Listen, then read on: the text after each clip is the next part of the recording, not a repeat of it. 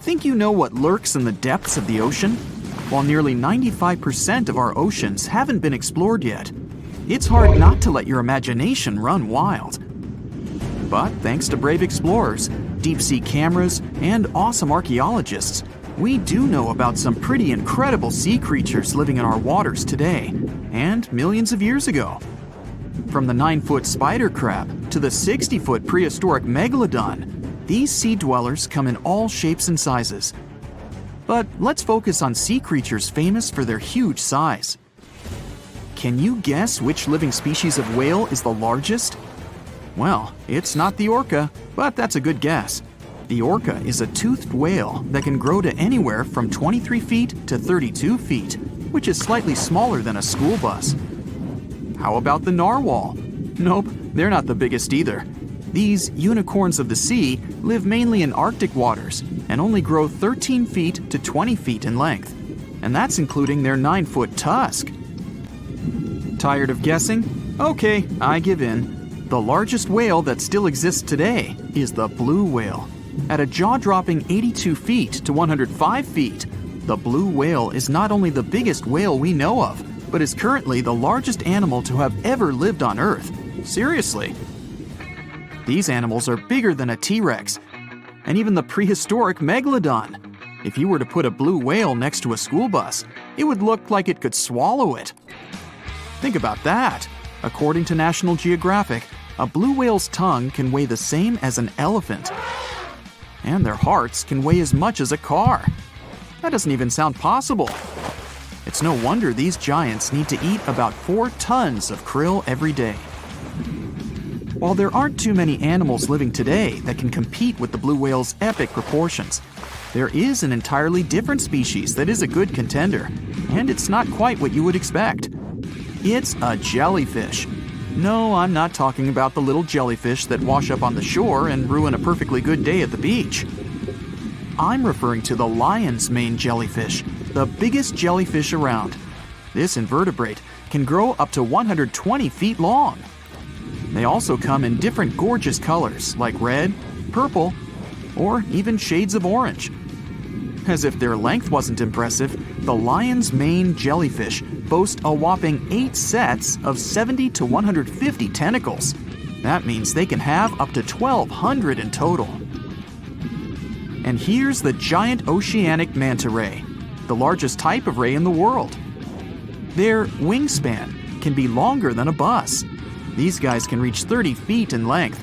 They also have the biggest brain compared to body size among all fish. Unlike their stingray cousins, mantas don't have venomous tails. And while the lion's mane jellyfish and the blue whale are yet to be beaten for the longest sea creature, there is one marine creature that can grow even larger in length. The Portuguese Physalia Physalis, tentacles and all, can reach a length of 165 feet long, and that's according to mentalfloss.com. While this thing may look a lot like a jellyfish, it's actually known as a siphonophore, and there are hundreds and sometimes thousands of them that are genetically identical. Their long tentacles help the organism catch prey, and its sting is fatal to most animals, even humans in some cases. What's even creepier is that if one of the tentacles comes off the organism for whatever reason, it can float around the water for days before decomposing. Even if it's detached, this tentacle can still sting you. But don't go running out of the ocean just yet. Your chances of being hurt by a Portuguese Physalia Physalis sting are pretty slim. However, if you do get stung, the side effects aren't pretty, with welts, stomach cramps, an elevated heart rate, and an upset stomach. While you don't want to go anywhere near these long creatures, they sure are pretty to look at. Check out all those colors. The Shastasaurus is the biggest marine reptile that has ever existed. These predators lived during the late Triassic period, about 210 million years ago. These amazing giants could reach lengths of up to 69 feet and weighed more than 75 tons. This made the Shastasaurus as heavy as a blue whale. And if you could stand this creature up vertically, it'd be as tall as a 7-story building. Despite appearances, the Shastasaurus was actually pretty slim for its size. Its ribcage was only 6 feet across. You'd think that this big guy was chowing down on other dinosaurs, but that's not the case at all. This reptile survived on a diet that consisted of small fish and cephalopods, like octopuses and squids. The Albertonectes is a bright representative of the plesiosaur family, meaning that this marine reptile had a small head on an incredibly long neck and large flipper-like limbs that helped it move through the water. These creatures occupied the seas around North America 76 to 70 million years ago.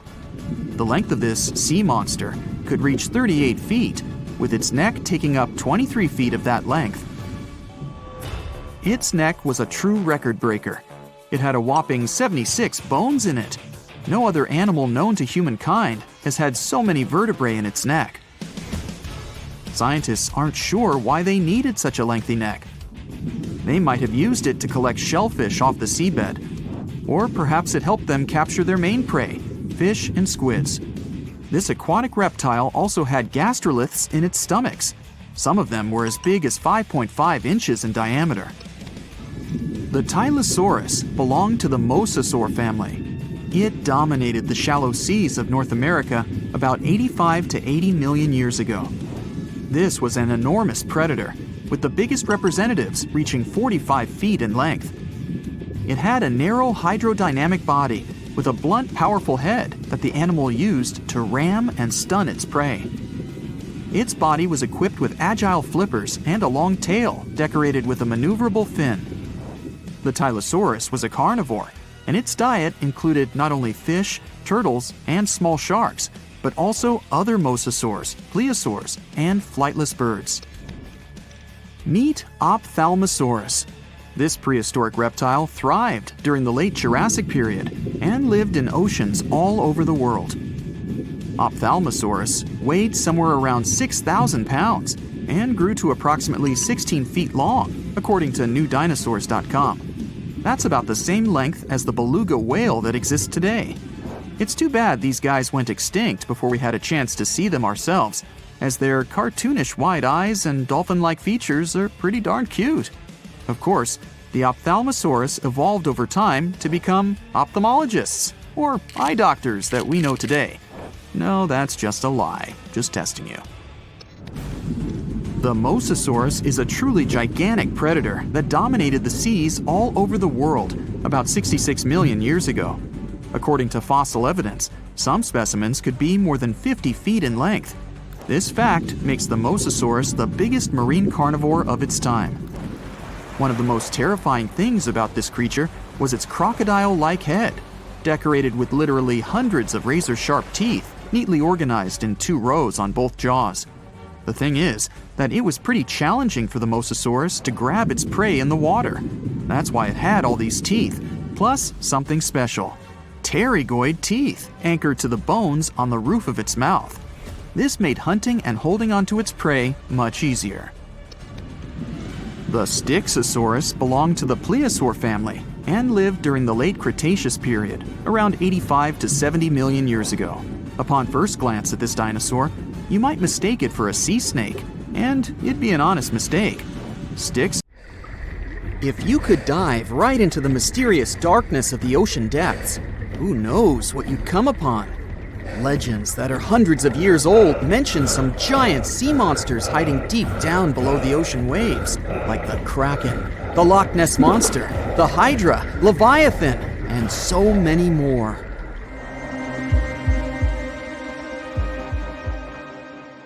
Okay, no one has ever seen such monsters, but there are still weird and unusually big sea spiders, squid, worms, and many other animals that grew way more than we'd expected. Take a look at the colossal squid from sub-Antarctic waters. It's around 14 times longer than the arrow squid that lives near New Zealand. And deep down in the Pacific Ocean, there's a sea sponge as big as a minivan. Oceans contain about 96.5% of all water on our planet. Up to 80% of all life on Earth we've discovered is under the oceanic waves. We haven't explored, mapped, or even seen more than 80% of the ocean. In fact, we've mapped Mars better than we have the ocean bottom. The pressure down there is insane, and it would make you feel like you're holding up almost 50 jumbo jets, and temperatures at such depths are extremely low. Conditions deep below the oceanic surface are harsh, so creatures that live there need to adjust. That's why many of them grew very, very big to survive. Creatures that live in cold, dark depths are so big because of a phenomenon called deep sea gigantism. The deeper you go below the oceanic surface, the less sunlight there is. That's why the temperatures drastically fall. The result of this is increased cell size and longer life of creatures. Also, these creatures don't have as much oxygen as the marine animals that live in shallower parts, and their food sources are minimal. Much of the food they get comes from shallower waters, and only a little bit trickles down to the deeper parts. And when there's not enough food, being large is an advantage. Larger creatures can move farther and faster to find something to eat. Their metabolism works slower. They don't digest the food that fast, so they can store food and conserve energy for hard times when they can't find anything to eat. They don't need to regulate their body temperature either, which also helps them save some energy, which they can then transfer to other body processes. They mature more slowly and later than those living in shallow waters. The majority of fish species that dwell in deep waters live 30 years or even more. Orange ruffy fish, on the other hand, live up to 150 years. This fella grows 24 feet in length and weighs up to 1.5 tons. But it grows to be so big for centuries. They start looking for partners when they're 150 years old, and they can also live this long because there are not so many predators at such depths. Also, there are no humans or other things that can disturb them or endanger their existence. At such depths, the environment is pretty stable, so many animals there are like living fossils because they probably haven't changed in millions of years. The first 650 feet of the ocean's depth are considered to be the open ocean. The majority of the marine life we've discovered lives there, since that's the area the sun can still reach. And then, as you continue going deeper, you reach the Twilight Zone. It seems like nothing lives there. But at about 820 feet, you see a small oasis of ancient life blooming. For example, there are sea lilies, animals that have been living at such depths unchanged for millions of years. Coelacanths, another living fossil, have been living in the ocean for more than 360 million years. Hagfish haven't changed in a very long time either, for over 300 million years. This creature lives at depths of 5,500 feet.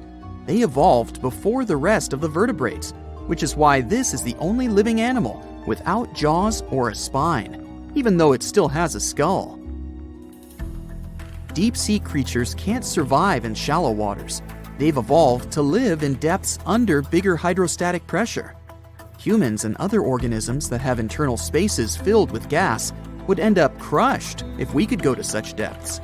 That's why deep-sea divers always need to wear special dive suits designed for surroundings with higher pressure, even though they're not going that deep to the areas where these giants live.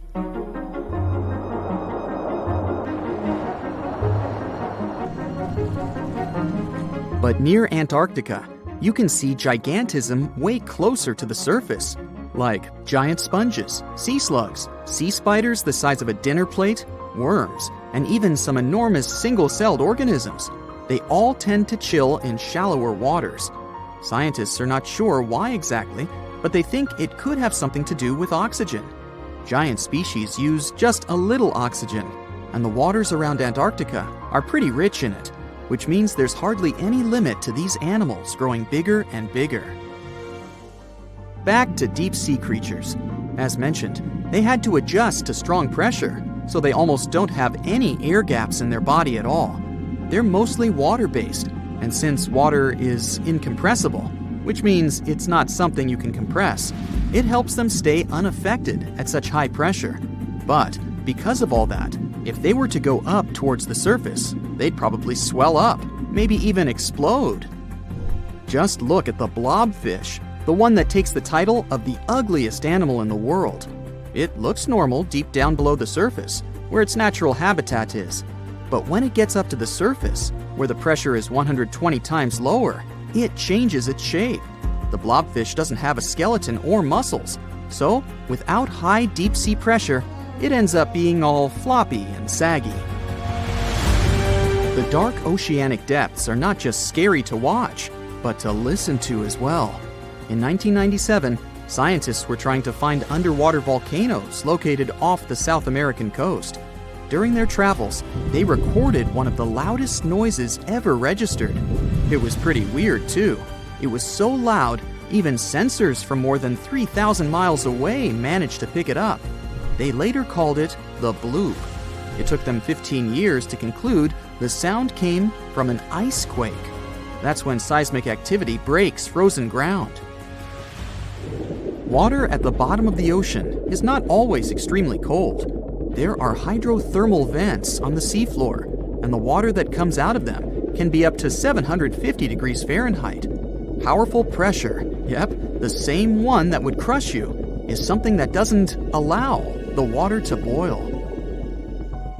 There are hundreds of animal species that live near deep-sea hydrothermal vents. Some of them, such as tube worms, are not like anything we've seen before. These worms absorb chemicals from vent fluids. That's how they feed bacteria that live in them. And in return, those bacteria give them the carbon the tube worms need to survive. 2/3 of all of the coral species scientists discovered live in dark, deep, and extremely cold parts of the ocean. Some even live in parts that are 3 miles deep. They can survive at low temperatures, such as 28 degrees Fahrenheit. Some of these cold water corals are more than 8,000 years old. They form amazing structures that can rise up to 115 feet tall. The deep is not just a mysterious world of unusual creatures. The landscape under the oceanic surface is magnificent too. The canyons hiding there make even the Grand Canyon seem small. For instance, check out the one located in the Bering Sea, the Jemchug Canyon. Its vertical relief is more than 8,500 feet deep. That's huge. The largest ocean waves are not the ones you can see from the shoreline. They occur under the surface, and they're called internal waves. They take place between two water masses that have different densities. They travel at speeds of thousands of miles per hour and can be 650 feet tall. Most of the ocean is still shrouded in mystery, whether we're talking about dark corners or creatures that are hiding in the depths. But sometimes it gives us a peek into scary things it hides in its cold, dark depths. Like when you hear on the news that there are some deep-sea creatures washed ashore after a powerful storm once again. Some just look weird, while others are real monsters that live at depths of more than 3,300 feet. The coldest and deepest parts of the ocean have created one specific phenomenon called gigantism.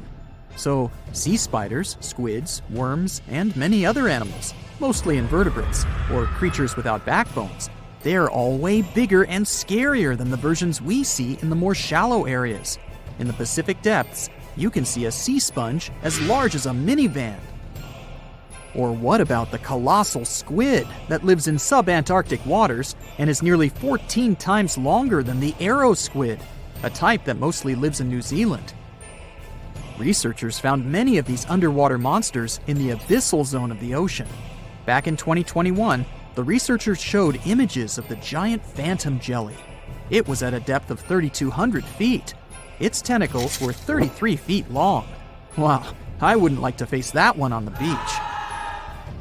It probably eats only small fish and plankton, but it can swim to depths of more than 21,900 feet. And down there, this giant jelly doesn't have enough food. How does it survive then? Scientists haven't figured it out yet. And there are even more questions related to the giant squid, the biggest one ever found. This monster is 43 feet long, with a weight of nearly a ton. Imagine if those tentacles would grab your car, or something like that. They would smash it like it was a toy. There's no light in the abyssal zone. Sun rays just can't penetrate that deep. So there's no algae or underwater plants there. Local animals mostly eat snow. Marine snow is not like the regular one you build a snowman with. It consists of any small flakes or remains that fall from the surface of the ocean. Maybe even some leftovers that animals up there couldn't eat. So it's not much, but apparently it's enough for very large creatures that hide deep down there, like giant squids. Squids that generally live at such depths don't bother going after their prey. They just wait until the poor animal swims right up to their long tentacles and falls into a trap. It may not be the best method ever, because not many animals will even swim into these dark, cold parts, but it's the method that saves energy. A giant squid eats only 1 ounce of fish daily, which is approximately 45 calories. That's nearly 50 times fewer calories than an average person should eat per day. So when a squid gets 1 fish, it saves it for a couple of days. I hope giant squids won't get the idea to go to the surface and look for food when there's not enough of it in the abyssal zone. And I hope even more that giant Greenland sharks won't get that same idea. You can find them at depths of up to 7,200 feet. They're twice as slow as we usually walk. They swim at a speed of 1.12 feet per second. Their slowness is part of the energy-saving mechanism that creatures down there need to survive. But they can speed up in the form of short bursts when they need to catch prey. But they kinda change their diet from predator to scavenger, considering their environment. There will be more leftovers falling from the surface than animals to go after. Greenland sharks grow just 0.4 inches per year, and they're mostly 20 feet long, which means they live for a very long time, sometimes up to 400 years. They also have a slow metabolism, and that's one of the main factors for their long life, too. Greenland sharks like to spend their time in cold waters. They're adapted to that, since their tissues have specific chemical compounds that prevent the forming of ice crystals all over their body. That means they have some sort of natural antifreeze. So what makes them so big? Scientists are still not sure, but some theories try to explain it. There's this thing called Kleiber's rule that says bigger animals tend to be more efficient. Just take a small fish and compare it to a whale with a mass hundreds of times bigger. The whale has a greater metabolism. It conserves energy more efficiently and loses less of it to the surroundings through heat. Moving on, bigger animals can ingest bigger prey. They're more likely to go through tough issues in their environment or defend themselves from predators going after them. Also, the body gets bigger when temperatures are lower. The Greenland shark is a perfect example. So are giant sea spiders. Sea spiders are generally common, and you find some very small ones at 0.04 inches. But in deeper parts of the Antarctic, they become 3-foot-long giants. They grow so big because the cold water has more oxygen. That way, more of it diffuses into the animal's body, and that allows it to grow bigger. Yeah, both as a creature and a nightmare. And how about this giant tube worm? Researchers found it accidentally while they were exploring the mysteries of the Pacific Ocean floor. They stumbled upon unusual hydrothermal vents. Volcanic heat is a thing that gets them going. As water seeps down through faults or cracks in the rock, these vents change their direction. When the water gets out of the vent, it's rich in different minerals and chemicals. Most animals wouldn't survive being around this toxic soup of chemicals, but not these tube worms. They came as a true surprise, because not only are they not bothered by these toxic vents and the almost boiling temperature of the water, but they developed entire ecosystems there. They're unique because they don't need sunlight to survive. Instead, small bacteria are their main source of energy. That bacteria gets their energy directly from these toxic chemicals. So it's not photosynthesis, but a process called chemosynthesis. And these tube worms don't have mouths. These bacteria live inside them. Strange story, huh? Plus, these scary worms reach up to 8 feet.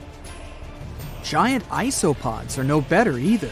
They lurk at the depths of the ocean of 1,640 feet or more below, far away from the sunlight, looking like some monstrous wood lice. They spend most of their time on the seabed, hoping to find some food falling from higher levels of the ocean. Check out their small hooked claws at the ends of their legs. Isopods use them to remain more stable while moving around the ocean floor. Since there's no light, they have long antennae that help them feel their way around. These sensory antennas are about half the length of their body. Giant isopods have pretty big eyes compared to their body size, too. They can grow over 12 inches from head to tail. And these fellas are really patient. Remember how we said animals down there rarely get food? Sometimes they need to wait for years to get a proper meal. That's why their metabolism is amazingly slow. 5 years later. They can go for 5 years without eating anything. Imagine that. I get hungry just talking about this. In 2006, a biologist did research to compare the differences between the shallows and the deep sea regions. He realized the deep sea mirrors the island rule. First, isolated parts of land develop biodiversity you won't find anywhere else. Second, small-bodied life there grows much bigger when it's isolated, compared to life on large land masses. Resources are limited, but also competition and predators. And we don't know much about these deep-sea creatures. It's too expensive and too complicated to carry out such research, so we'll just wait for more raging storms to show us at least part of the monstrous world cold ocean depths hide. In the past 30 years, scientists have made an incredible discovery of a new creature living deep beneath the surface of the ocean, and the name of the creature is the harp sponge. Now, if you're wondering why it took so long to come across this animal, then I might have the answer. These creatures typically hang out at a depth of roughly 11,100 feet beneath the ocean's waves. This sponge species was first discovered off the coast of California thanks to a robot that was sturdy enough to explore those crazy depths the ocean has to offer. This is no doubt an area of the planet where even the most benign-looking creatures can be potentially dangerous. But even scientists were surprised to find that this creature was more than just a sponge. Now, this might seem obvious, but the harp sponge got its name because its basic structure, referred to as a vein, is the same shape as a harp. Each vein is made up of a horizontal branch supporting several parallel vertical branches. But don't let the harp sponge's fanciful and amusing appearance or its non-intimidating name fool you. Yeah, the harp sponge is very much a deep-sea hunter. It has a unique ability to capture and envelop small animals using its rhizoids, short, thin fibers. With their help, the harp sponge clings on to the soft, muddy bottom and catches tiny creatures that get swept into its branches by deep-sea currents. Uh-oh. Other sponge creatures often feed by pulling bacteria and bits of organic matter from the seawater and filtering them through their bodies. But not our harp sponge. Instead, it snatches its future meal with minuscule barbed hooks that cover each of the harp sponge's branches. Now, harp sponges prefer tiny crustaceans like crabs, crayfish, shrimps, and prawns. Once the harp sponge has one of them in its clutches, it envelops the animal in a thin membrane before slowly beginning to digest it. So, pal, what's eating you? Oh, Harpo? Too bad. Researchers believe that harp sponges use this method of feeding because there aren't enough nutrients that deep down. This makes traditional filter feeding less effective.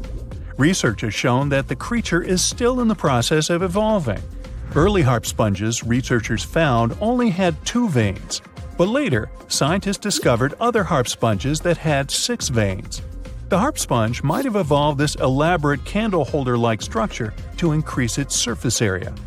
In general, harp sponges typically grow up to a length of 1 foot, but researchers have seen a creature that was 2 feet in length. The harp sponge is not only very unusual, but also beautiful to look at. See those tiny white balls on top of the branches? Now, why don't we look at some other creatures that live below the photic zone of Earth's oceans? The photic zone means the area beneath the ocean's surface that still receives some sunlight. Thanks to this, there are loads of different creatures and organisms living there. Any animal living beyond this layer qualifies as a deep-sea creature. The Tomopterus worm is a segmented worm you can find in the twilight zone of the ocean. This is the area that lies between 650 and 3,300 feet beneath the surface. These creatures are often no more than 1 inch long, but the largest of them can grow up to 1 foot. While swimming around and feeding, these worms do what researchers describe as an amazing smooth dance. That's because the creatures can swim extremely quickly and maneuver at tight angles with ease. Now, I know most people hear the word worm and think of the common earthworm, so it's quite interesting to know there's a deep-sea worm out there that never leaves the water during its entire life. Similarly, most of us try to avoid jellyfish that either rest on the sand or sit on top of the ocean waves. This isn't the case with a Chrysoda jelly. That's a deep-sea creature too. This beautiful jellyfish is mostly ruby red, bright orange, or electric purple. That's what helped researchers realize they had found a new species of jellyfish. The creature grows to a maximum size of 1 inch across. It has tentacles that stretch out in every direction. Now, if you come close to this jellyfish, it'll pull all these tentacles in toward its body before rapidly swimming away to avoid danger. Yes, you are dangerous. The Chrysoda jelly is extremely rare. You won't see it very often. You might need to borrow that deep-sea diving robot I mentioned earlier. While worms and jellyfish might seem quite harmless, this isn't the case with the Pacific viperfish. Ooh. This creature is equipped with a noticeably big mouth, like me, and the needle-like teeth inside are key to its hunting strategy. Pacific viperfish live at around 5,000 feet below the ocean surface, but they're among those numerous marine animals that migrate each night from the ocean depths toward shallower waters to dine. What's on the menu for dinner tonight? Lots of small fish and shrimp. The creature can grow up to 12 inches in length. Its 2 front fangs, which stick up from the fish's bottom jaw past its own eyes, are especially dramatic. When the fish unhinges its jaw, its mouth can open wide enough to engulf smaller animals, and the teeth form a cage to prevent an escape. Now, have you ever seen an underwater creature that looks like a strawberry? Trust me, it does exist. Just look at these dots on the strawberry squid. The creature has a big eye and a smaller one. You might think this unconventional pairing would be awkward and uncomfortable, but it's actually the opposite. The big left eye looks upward. It spots shadows cast by other animals in the dimly lit waters above. The eye's tubular shape helps it collect as much light as possible. On the other side of the squid's head, you can see its right eye. It's small and looks downward. This eye searches for flashes of bioluminescence produced by animals lurking in the darker waters below. Now, bioluminescence means the production and emission of light by living organisms. By the way, the squid has a nickname. And no, it's not Squiggy, although that's a great one. It's known as the cockeyed squid. This is simply due to the remarkable difference in size between its 2 eyes. I think I like Squiggy better. And so it goes. Since light doesn't reach the deep sea, the strawberry squid's body actually looks black. This helps the creature hide from enemies, such as sharks and dolphins. In general, the strawberry squid grows to a length of 5 inches. It typically lives around 3,000 feet below the surface, but floats to shallower waters at night. Now, the feather star is a marine creature without a backbone, but with feather-like arms that radiate from the center of its body. These creatures first appeared around 200 million years ago. Related to sea stars, they look like a flower, but if you approach them, they'll quickly swim away. But not all feather stars can swim. Many species can only crawl along the bottom of the seafloor. Like some of the other deep-sea creatures we've looked at, the feather star can adapt to its surroundings. It has a creepy ability to shed its arms, the same way some lizards can shed their tails. This also helps them escape from their enemies. Feather stars live all across the globe, from the equator to the poles, from the shallow waters on top of reefs to the deep, deep sea. Now, given that we're dealing with mysterious creatures, the name of this one is quite fitting. The swift vampire squid should be the official symbol of life in the deep sea. The animal has a dark red body, huge blue eyes, and a cloak-like web that stretches between its 8 arms. This, along with its name, may suggest that the creature is some form of a terrifying hunter. In reality, though, the vampire squid is a soft-bodied, timid creature, about the size, shape, and color of a football. It grows to roughly 12 inches in length and lives 3,000 feet below the waves. There's almost no oxygen there, but also relatively few predators. Whew, I think I'll need to decompress from this one. It looks like a prehistoric creature that came from the time of dinosaurs. This scary beast is called the basking shark. It can grow up to 39 feet. People have only reported 3 of them in the past 160 years. The last sighting was in 2015, and before that, about 80 years ago. These sharks sometimes rise to the surface to filter out small animals, such as shrimps and other small crustaceans, when they want to have a nice, tasty seafood dinner. But when there isn't enough grub at the surface, they go down to the depths of almost 3,300 feet, where they tend to stay for months, which is something researchers discovered using satellite tags. Tag, you're it! Now, basking sharks like to spend their time in more temperate waters, but they can migrate long distances. They live across the globe, but in warm tropical or subtropical areas, they won't go near the surface because they're not fans of high temperatures. The lion's mane jellyfish is not that rare, but it's fascinating how large it is. It's the biggest among jellyfish species and the longest animal. Its total length can reach 120 feet. That's approximately 23 feet more than the longest blue whale scientists know about. The jellyfish has around 70 to 150 tentacles, and they all contain huge amounts of neurotoxins that can seriously harm you if you come in contact with the animal. But people don't usually come across this type of jellyfish because it rarely lives near the coast, preferring the open ocean. Generally, you can find the lion's mane jellyfish no deeper than 65 feet below the surface, where it dines on small fishes, zooplankton, and some other types of jellyfish. It uses its tentacles to catch its value meal. Hey, you want fries with that? The giant phantom jelly comes out of the darkness and depths of the ocean's midnight zone. Its sun-hat-shaped bell reaches over 3 feet across. This bell trails 4 ribbon-like mouth arms that can be up to 33 feet long. This quite rare creature uses its mouth arms to catch unfortunate animals swimming around and not knowing what's coming for them. Giant phantom jelly propels itself through the water with periodic pulses coming from its orange head. It glows faintly and mysteriously in the pitch-black depths. It lives across the globe in all the oceans except for the Arctic. I'm guessing it's too cold. Because of its odd shape, people often call the oarfish the dragonfish or sea serpent. It's about 26 feet long, which makes it the longest bony fish we know about, and lives at depths of 3,300 feet. Oarfish spend most of their time in the deep, dark parts of the open ocean in tropical and subtropical areas. They almost never come to the surface, unless, invited. It's a ribbon-shaped and shiny silver creature with a long red dorsal fin and red oar-like pelvic fins. Its body has no scales and is very thin. The fish can grow to a length of about 30 feet and weigh 660 pounds. Oarfish have really big eyes that help them see better in their dark, scary surroundings. The frilled shark is definitely one of the gnarliest-looking marine animals out there. If you saw it somewhere, you'd probably think you went back to the age of dinosaurs. Yup, the frilled shark is a prehistoric creature because its roots go back 80 million years. This living fossil can grow to be 7 feet long. It got its name from its frilly gills.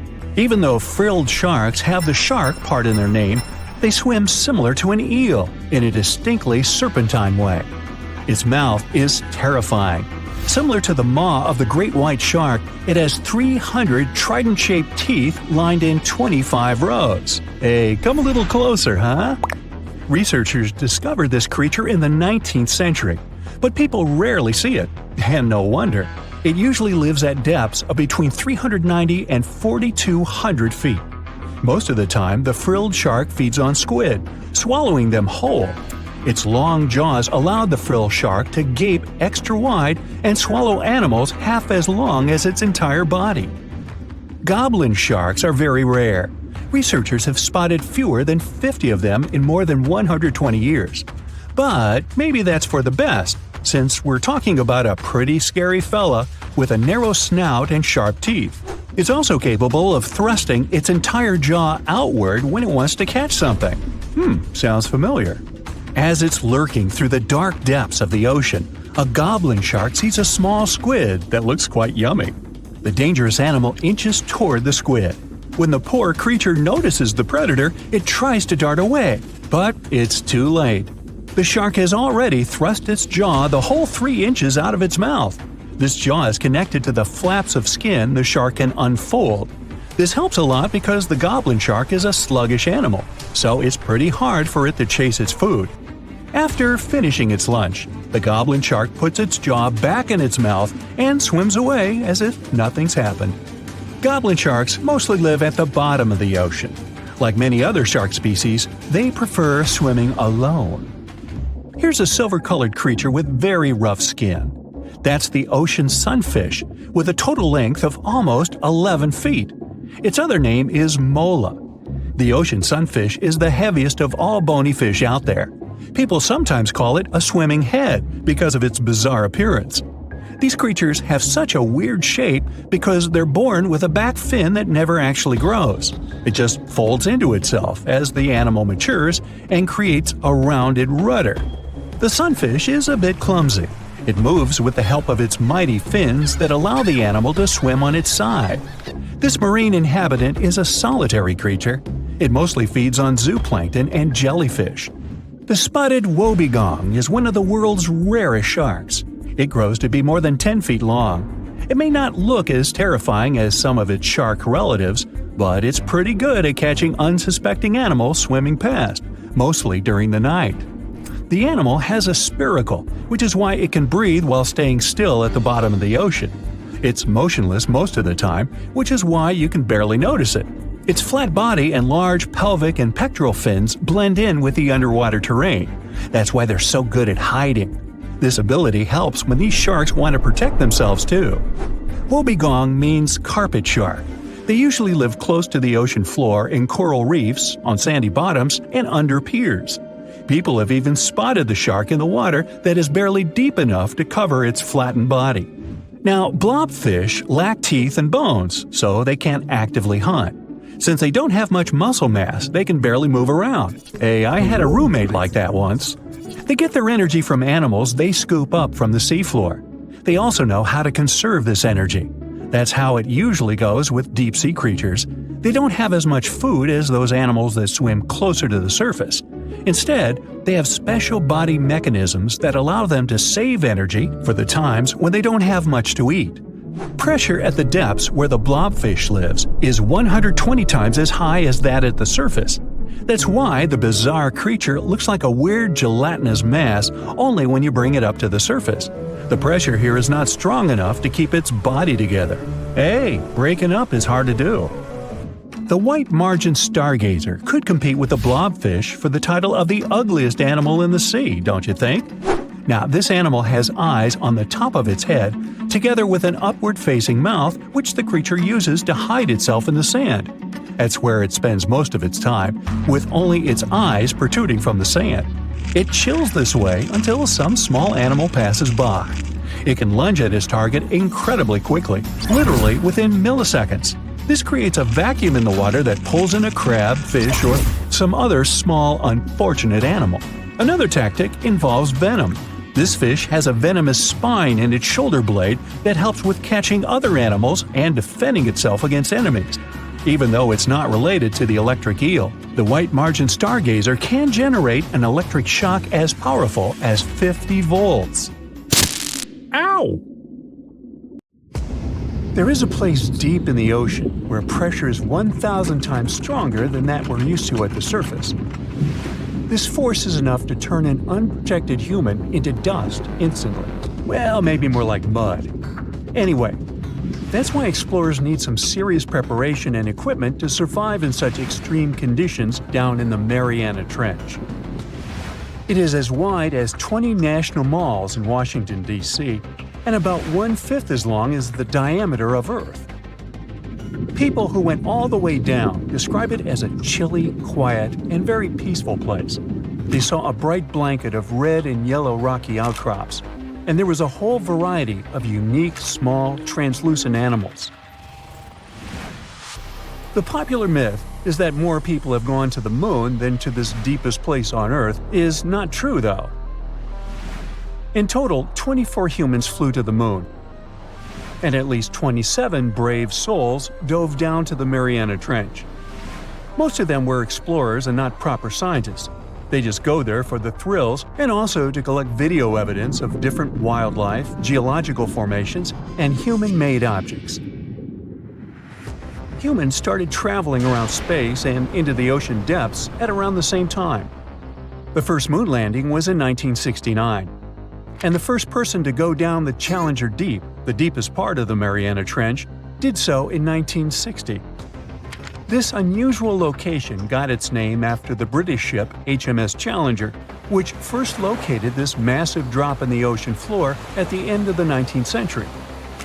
It would take 8 more decades before the first human went down to it. Explorers didn't manage to do it in a conventional submarine. They used a type of submersible called a bathyscaphe. The Swiss oceanographer Auguste Piccard designed his own in 1953. 7 years later, the submersible managed to do the impossible. It had reached a depth of nearly 36,000 feet. But what explorers saw was merely a fraction of the trench's full size. The fact that it is so huge of the Mariana Trench is just one of the reasons why it's mostly unexplored today. The absence of light is another major issue. Sunlight is incapable of reaching such profound depths, so the entire trench, from top to bottom, lies in absolute darkness. Because of such conditions, the ecosystem is a lot different than the shallower regions of the Pacific. This puts immense pressure on marine wildlife. Yeah, the pun is intended. Another reason why it's so challenging to survive there is the temperature. Water freezes at 32 degrees Fahrenheit. At the bottom of the Mariana Trench, the ocean is just a couple of degrees above freezing. One of the factors that hasn't let this area turn into a giant icicle is the fact that salt water has a slightly lower freezing point. The other reason is geothermal energy that warms the ground at the bottom of these just enough for it not to freeze. That's why submersibles need to have proper insulation to navigate these icy conditions. When they reach the bottom, researchers find out that this desolate and harsh climate is home to several animal species. They encountered arrow-toothed eels, snailfish, and spoonworms at various depths. There were even strange-looking translucent sea cucumbers and shrimp-like amphipods. The biggest surprise was microbial mats thriving on methane and hydrogen from the mud. Among the species, the Mariana snailfish looks like a master of the environment that can go farther and deeper into the trench to feed on prey than its competitors. Despite its seemingly fragile appearance, the snailfish has adapted to withstand extreme pressures, a superpower it wouldn't be able to survive without. The exotic life forms that live deep down aren't normal-sized, since deep-sea gigantism makes them grow significantly larger than their counterparts in other ecosystems. One example is the giant tube worm, which can be 6 feet long. Science has a hard time explaining the exact cause of this form of gigantism. Thermal vents are just one of the possible explanations. All of these factors might help explain the huge time gap in researching the Mariana Trench. The first successful dive after the 1960 expedition came only in 2012. That's when the famous Canadian film director James Cameron went down in the deep-sea Challenger. Because few scientists have gone that deep before or after Cameron, there is no map of the deepest point on our planet. We know very little about the oceans that cover 2/3 of the Earth's surface. Researchers have mapped out only 5% of them so far. Science still has a lot to discover in the Mariana Trench and other unexplored places on our planet. The Amazon rainforest stands as the best example of the world's most unexplored regions. The list of reasons why this part of South America is unknown starts with its wildlife. Jaguars, anacondas, piranhas, black caimans, and Brazilian wandering spiders are just some of the creatures that pose a risk for researchers. Relentless year-round rainfall induces heavy flooding. Add to all this some treacherous river currents, and you can see why scientists have mapped such a small percentage of the Amazon to date. In just one region of Brazil, near Peru, There are at least 14 tribes that have never had contact with the outside world.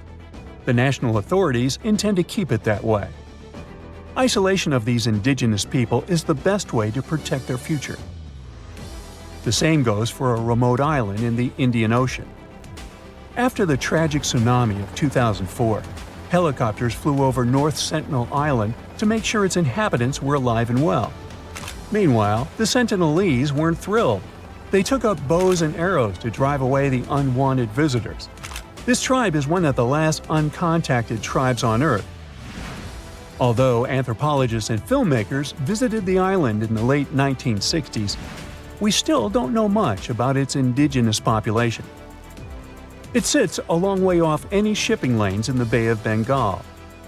North Sentinel has no natural harbor, and it's surrounded by a shallow reef. This makes access to the island possible only by boat. The Indian officials who lay claim to the island have prohibited outsiders from visiting the island for safety reasons. The estimates on how many people inhabit the island vary significantly, from as few as 15 to as many as 500. The island is not tiny. It's about 5 times as big as London's Heathrow Airport. Apart from occasional contact during the past 2 centuries, the Sentinelese must have been isolated for a long time. They are related to other indigenous groups in the Andaman Islands, but their neighbors cannot understand a word of their language. The continent of Antarctica has no permanent human settlements at all. The only people who periodically live there are international scientists. This vast expanse of ice and snow, roughly the size of the United States and Mexico combined, still has many regions where humans haven't set foot. Satellite imagery and photos that NASA's aircraft made from the air have mapped out the entire continent, so we know where to go, but it's not that easy. The reason for this are all the adjectives that go with Antarctica. It is the coldest, windiest, driest, and brightest of the 7 continents. This makes it virtually unlivable. More than 99% of its surface is covered with a permanent sheet of ice. Its thickness ranges from 1 mile to as many as 3 miles in some places. That's half the height of Mount Everest. Now, the Himalayan range contains the world's tallest unclimbed mountain. It is also the tallest mountain in Bhutan. In the local language, the mountain's name translates as White Peak of the 3 spiritual brothers. Out of respect for the spiritual beliefs of the local population, national authorities restricted and then completely banned mountaineering at the beginning of the 21st century. To this day, there is no evidence that any climber has ever managed to successfully reach the summit of this mysterious mountain. What's the scariest predator under the ocean? The crocodile? Huh, I don't think so. Loch Ness Monster? Please, it never existed. How about the Chronosaurus? Well, it is extinct, but you might be onto something. Let's take a look at what it'd be like if these creatures were still around today. First things first, what on earth was it? The Chronosaurus was a marine carnivore that lived in the cool, high-latitude Eromanga Sea. It covered vast areas of inland Australia between 90 and 120 million years ago, during the early Cretaceous period. Near-complete fossils of the creature were also found near Colombia, which is a country that has a noted connection to prehistoric reptiles and turtles. This fact makes it extremely possible that the monster I'm about to describe existed worldwide. You might have heard saurus and thought, oh, it's a dinosaur. But these were actually reptiles. They were the largest member of the Pleosauroidea family, referred to as plesiosaurs. Fossil evidence suggests they weighed over 20,000 pounds and were roughly 30 feet in length. Just to put that in perspective, the longest crocodile ever measured was a saltwater crocodile by the name of Lolong from the Philippines. It was 20 feet in length and weighed just under 2,500 pounds. And that's still 10 feet shorter and incredibly lighter than the average Chronosaurus, making the crocodile seem like nothing more than a glorified goldfish in comparison. Despite its terrifying length, the most physically daunting feature of the Chronosaurus was its head. Its skull was about 8 feet long, which was actually proportionally large given the size of its body length. anything that was unfortunate enough to end up inside the Chronosaurus's mouth may have been given false hope. After all, the teeth of the beast weren't actually that sharp. On second thought, I take that back. I wouldn't feel confident around a toothless snake, let alone being inside the mouth of this monster. But it's true that the Chronosaurus's teeth weren't sharp, especially when compared to other carnivorous reptiles, such as crocodiles and alligators. The teeth of this prehistoric sea creature were instead conical. This means that they were cone-like in shape. Unfortunately, this lack of sharpness didn't make them less dangerous. The teeth were enormous and could be up to 12 inches long from the crown tips to the bottom of the roots. This obviously meant that the Chronosaurus had an extremely powerful bite. It was estimated to be up to 30,000 newtons, which is almost twice as powerful as the bite of a large saltwater crocodile. Because of the bluntness of their teeth, they weren't suited for twisting their prey once in their grasp, but the size and shape of the teeth made them perfect for simple open and shut biting. They would have had no problem crushing hard objects such as the toughest of shells any sea turtle could offer. Just like crocodiles, the Chronosaurus is believed to have had a short neck. This may have been an adaptation to allow the beast to successfully catch small evasive animals. Their body, in general, was fusiform and streamlined. This means it was narrowed at both ends and had very little resistance to the flow of water. The Chronosaurus was also equipped with 4 paddle-like limbs. The hind limbs were larger than the front ones. They could span approximately 7 feet in diameter. All in all, this set the Chronosaurus up to effortlessly propel itself through the waters and be an ultimate predator. Predator X, if you will? That's the name that was given to the fossil of a creature discovered near Svalbard, a Norwegian island group, in 2009. The fossil was identified as a 50-foot-long, 100,000-pound monster with a bite force of 33,000 pounds per square inch. This might be the highest bite force of any known animal. Although Predator X is yet to be classified as any specific type of animal, it was definitely a plesiosaur like the Chronosaurus. And even if it wasn't Predator X, the Chronosaurus was still most definitely a ferocious titan when it roamed Earth's oceans. The Chronosaurus actually got its name from the Greek mythological figure of Cronus, the father of Zeus. Cronus was viewed as a titan from a generation of super powerful beings. So what was it that the Chronosaurus, this terrifying monster, actually feasted on to satisfy its appetite? This creature was known to eat sea turtles, squid, and other larger marine reptiles of that time, such as elasmosaurids and ichthyosaurs. This suggests that if crocodiles existed in the realms of the Chronosaurus, they too might have turned into lunch for the beast. There's evidence from the fossil remains of the Chronosaurus that suggests that they also feasted on sharks, which I know is a disappointment to those of you who view that beast as the king of the ocean. Not when the Chronosaurus was around, my friend.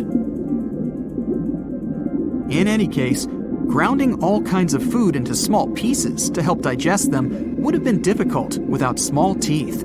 This explains the presence of rounded stones found in many of the remains of these sea creatures. Researchers believe these stones may have been swallowed to control buoyancy or to help process food. It's also entirely possible they were accidentally swallowed while feeding on other animals from the seafloor. As if the Chronosaurus even needed to be a meanie with its already existing power and size, there's also evidence to suggest that it indeed might have been. It turns out that after using all its impressive attributes to catch its dinner, the Chronosaurus first liked to play with its food, like a cat does with a mouse. I guess since the hunt was so easy for them, they needed to get their fun from somewhere else. Well, I think now you should have a good idea about these creatures. So let's ask ourselves what it would be like if they were still around today. And by the way, why aren't they? Well, the Chronosaurus was completely finished off by the same KT meteor that took out the dinosaurs 66 million years ago. But even before this catastrophic event, they were coming under increased pressure from an even bigger and more vicious family of carnivorous marine reptiles known as mosasaurs.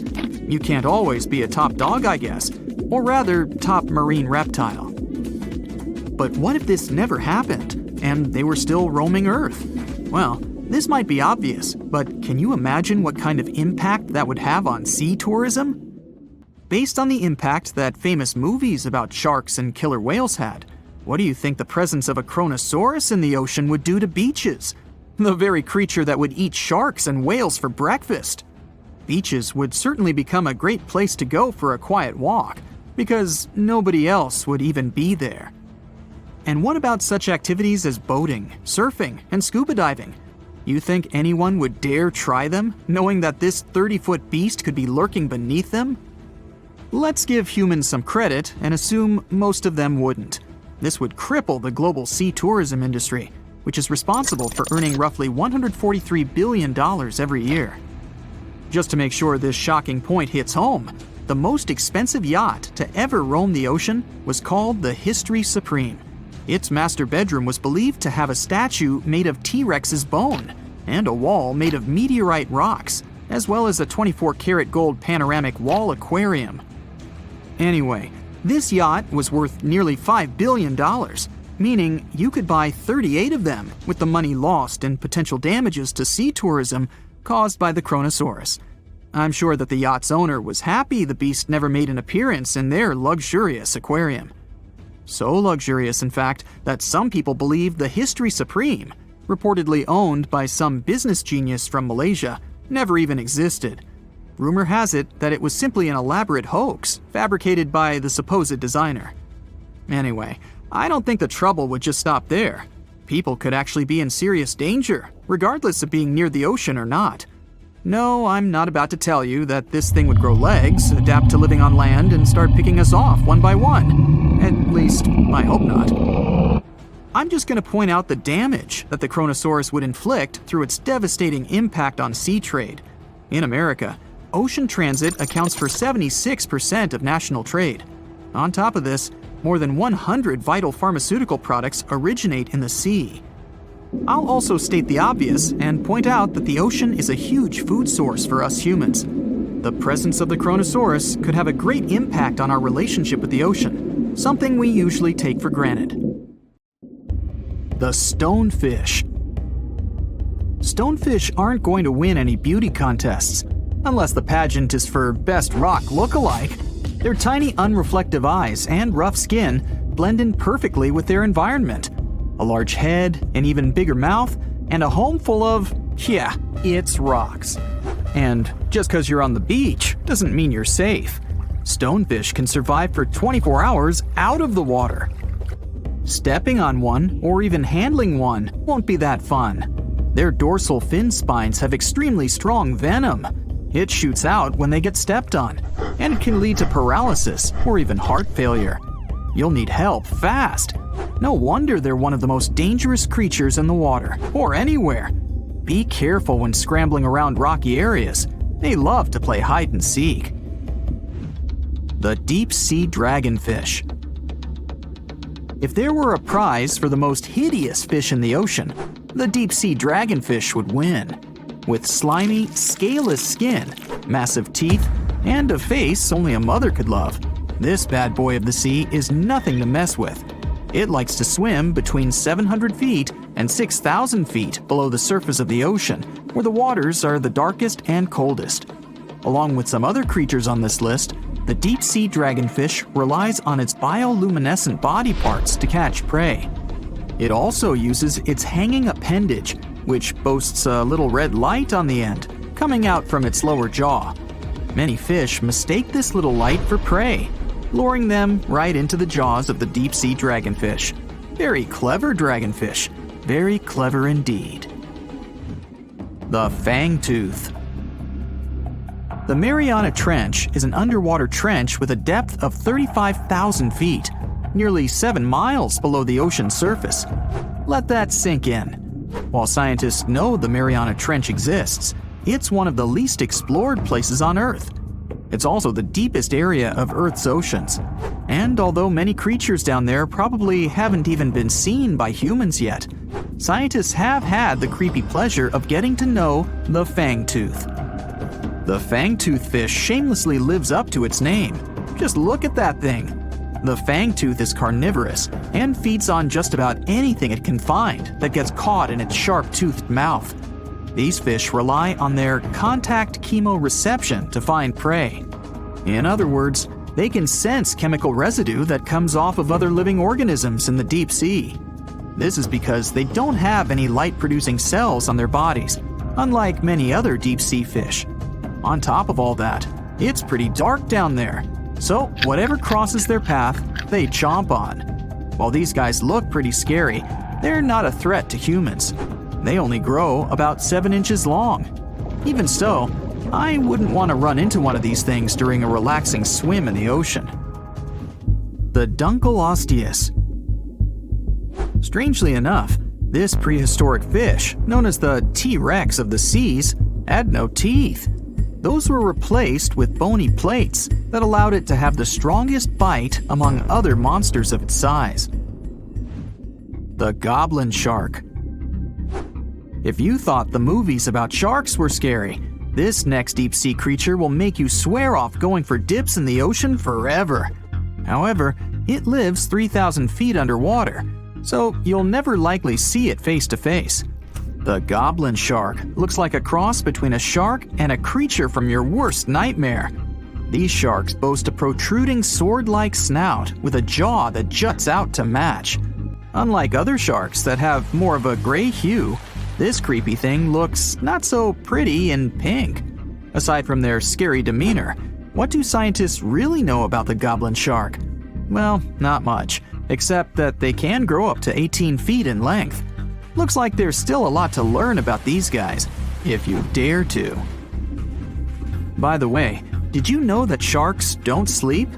Many species have to keep water moving over their gills to get oxygen, so they can't fall into a deep sleep like we do. That's why they stay half awake during rest. Typically, sharks don't even close their eyes. The cookie cutter shark. This shark is a living horror, with lower teeth being big and sharp, while the upper ones are much smaller. When its teeth fall off, the shark eats them to maintain calcium levels. Pretty smart solution for a shark. The frilled shark. Studying the frilled shark is like looking through a portal back to prehistoric times. That's because scientists think that these eel-like sharks haven't changed much since their oldest ancestors roamed the deep sea waters, so they're sometimes referred to as living fossils.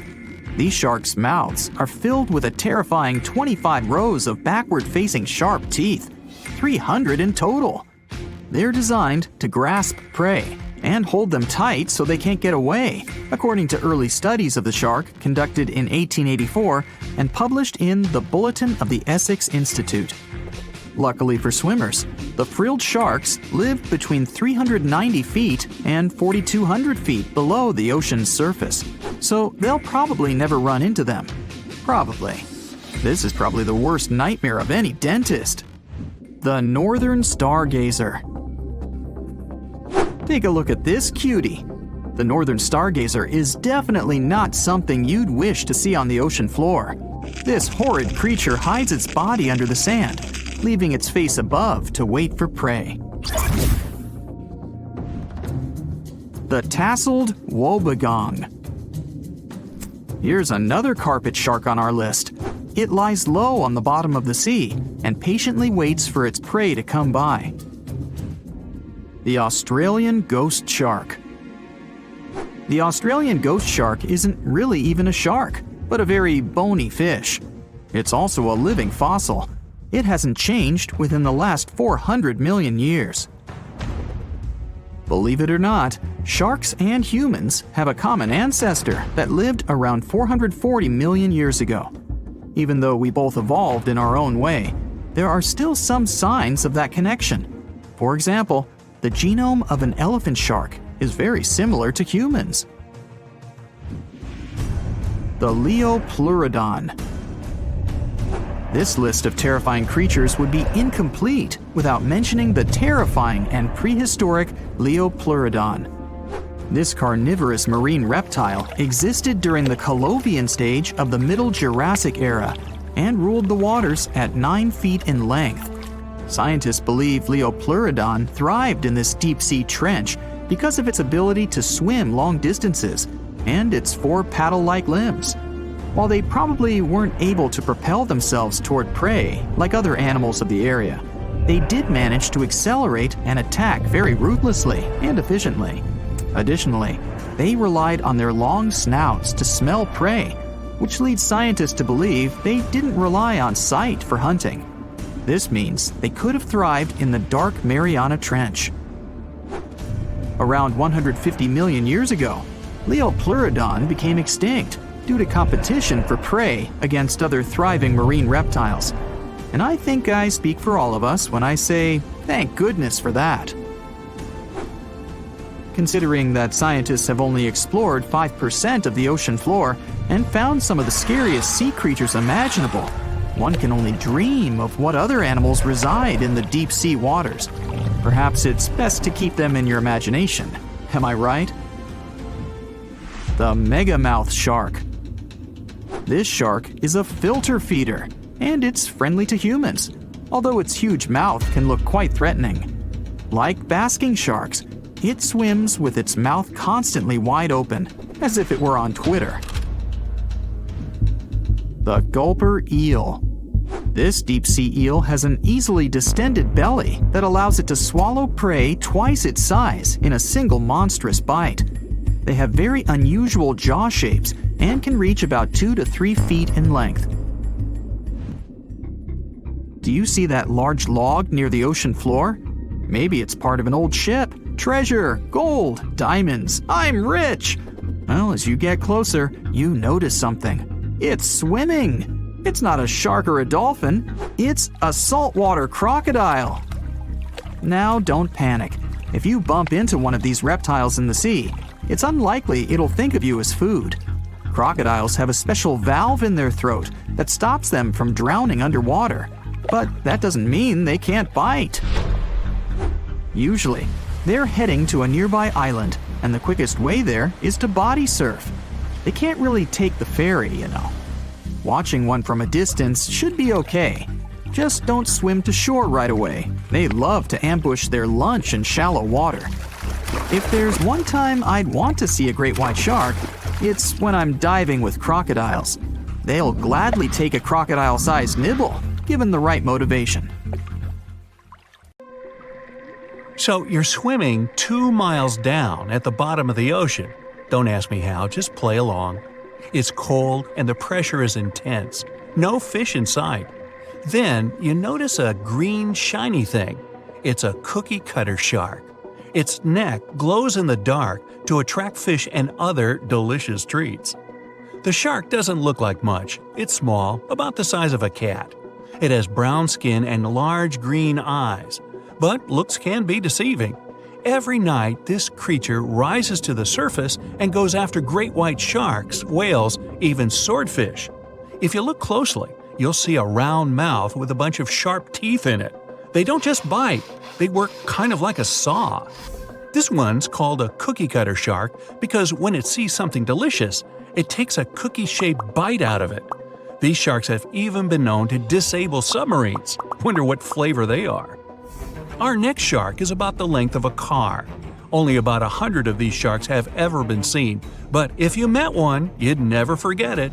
It has a big mouth, a huge mouth, a mega mouth, like me. It's the megamouth shark. You could easily fit in it if you curled yourself up. They're not dangerous though, not to humans. They feed by swimming around with their mouths open, filtering out plankton and other underwater goodies. The shark has special organs in its mouth that glow, attracting little crustaceans. It swims deep in the ocean in total darkness. Probably has a great smile though. Thresher sharks also have a huge body part, the tail. It's almost half the length of the shark itself, and it looks like a helicopter blade. It's one of the few animals that hunts using its tail. The shark sneaks up on a school of fish and starts to shake its moneymaker. This freaks out some of the fish, which is exactly the plan. In a pinch, it can also use its tail to defend itself. The best thing about this shark, it doesn't attack people. The angel shark. There are quite a few types of angel shark out there, but they're more shark than angel. They're flat like stingrays, and their skin is covered with patterns that help them blend in with the seafloor. Because of this disguise, divers sometimes accidentally touch them, which isn't the best idea. They're fast and have powerful jaws. Still, they prefer the taste of small fish to you. The horn shark has two ridges that look like horns right above its eyes. It's definitely the grandpa of the shark world. Not aggressive, swims pretty slowly, and is up late almost every night. Its two favorite meals, sea urchins and crustaceans. It moves its fin on the seafloor almost as if it had paws. But don't underestimate this guy. It has one of the strongest bites of any shark. It needs those strong teeth to crush the shells of its late-night meals. And if something tries to attack it, watch out. Horn sharks have sharp spikes on their fins. The award for the ugliest shark goes to the goblin shark, and it's not even close. From the outside, it already looks kinda weird and is about the size of a pink underwater motorbike. It has a long tail and a seriously long nose. It lives way down in the depths of the ocean and loves to eat squid. It's not as fast as its relatives, but it's way more sneaky. It has a secret squid catching technique which is totally wild. The shark swims behind the squid. It's catching up, getting closer and closer, but the squid isn't slowing down, no way. It looks like the poor goblin shark won't have any lunch today. Then it opens its mouth. Its jaw is attached to folds of skin that mean it can literally throw its jaw out of its mouth. And it's a shark, so those teeth are sharp. That extra reach helps it grab its lunch, and when the meal's over, it pops its jaw back in its mouth. These sharks have been seen many times off the coast of Japan. They're actually named after the goblins in Japanese myths and fairy tales. There's only one thing out there cooler than a ninja shark. It's the ninja lantern shark. Imagine there's a tube you can slide down that takes you to the bottom of the ocean. It's too dark, you can't see anything. Suddenly, a glowing dot, moving around in the distance. It's coming closer, shooting towards you. It's a blue glowing head. Worse, it looks like this head doesn't have a body attached to it. The ninja lantern shark has black skin, so it's almost invisible in the dark. It's only the size of a human arm, but its small, sharp teeth are no joke. No one really knows why this shark glows. Maybe to attract tasty fish? Another theory out there is that it uses this light to communicate with its friends. It has friends? The hammerhead shark.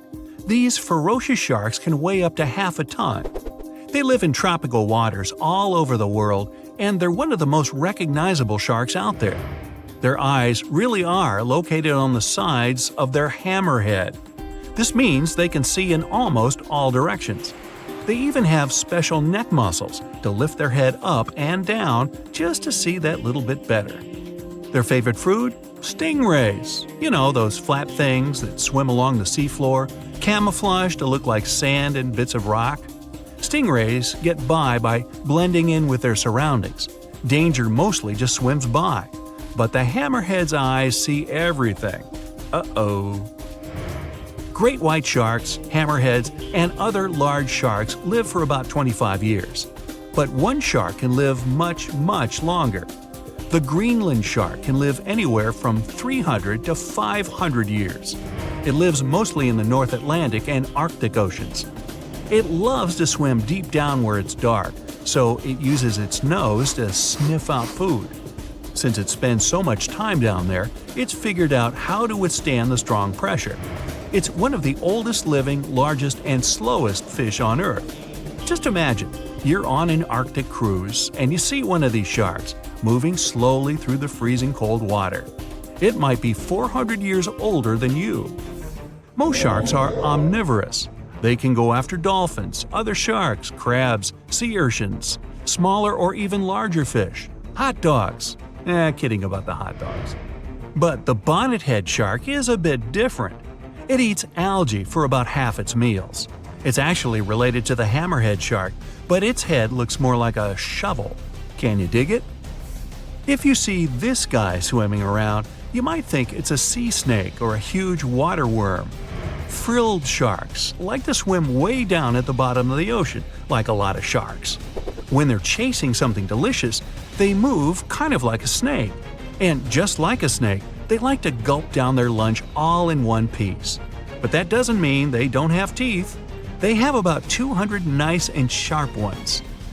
The saw shark has a long, flat, and seriously spiky nose.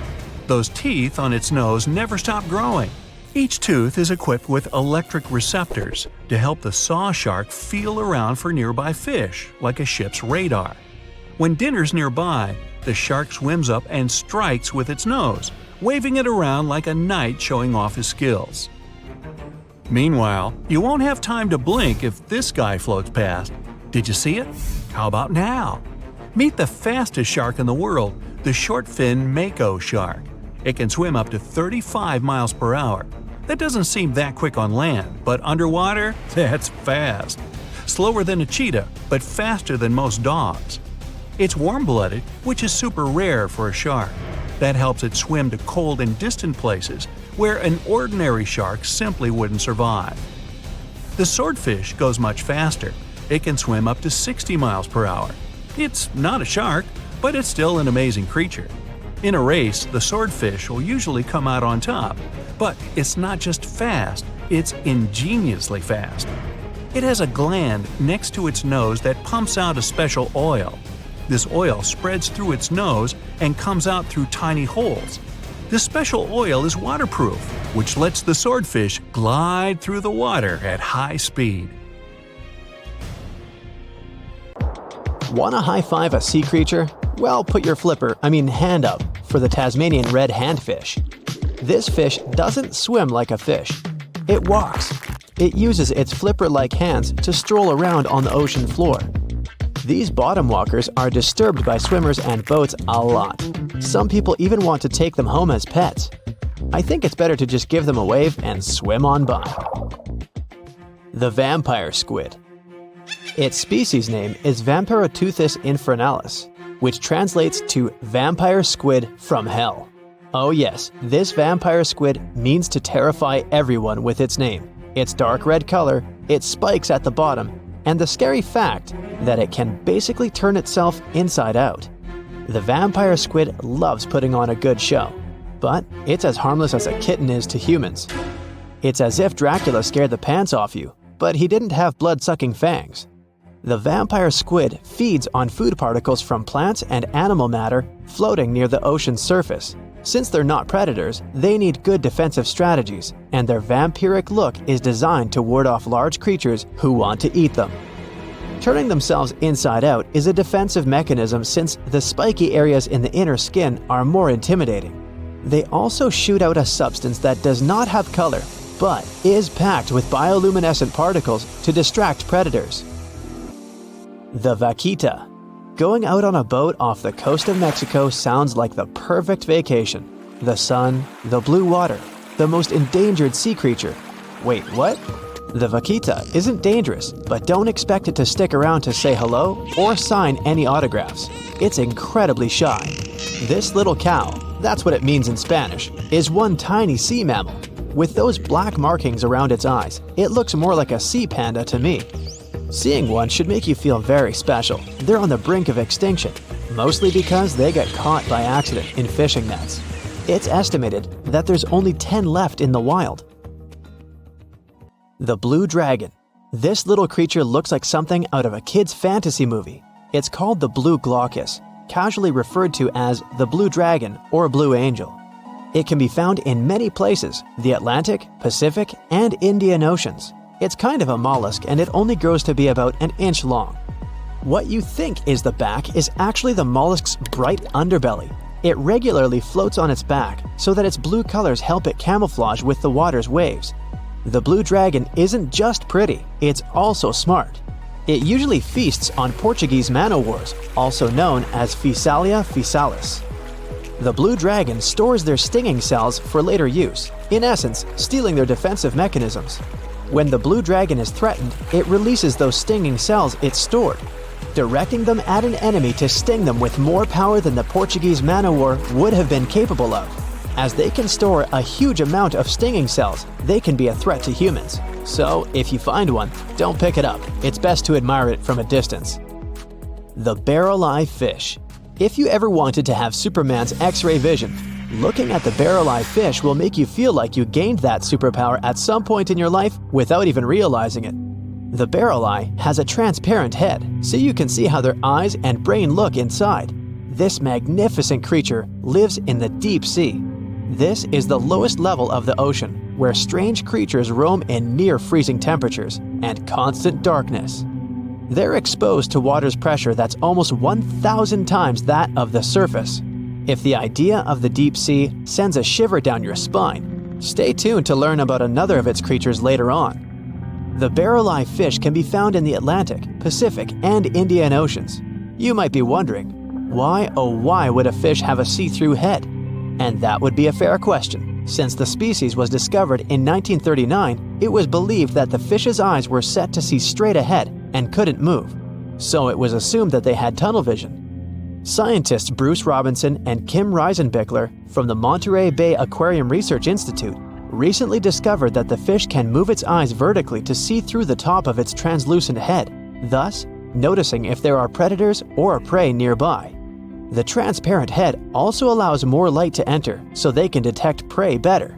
It's believed that the barrel-eye fish eats jellyfish and small fish species. If you dive in the ocean at night, you might be lucky enough to see how orange ball corallomorph blooms in the dark.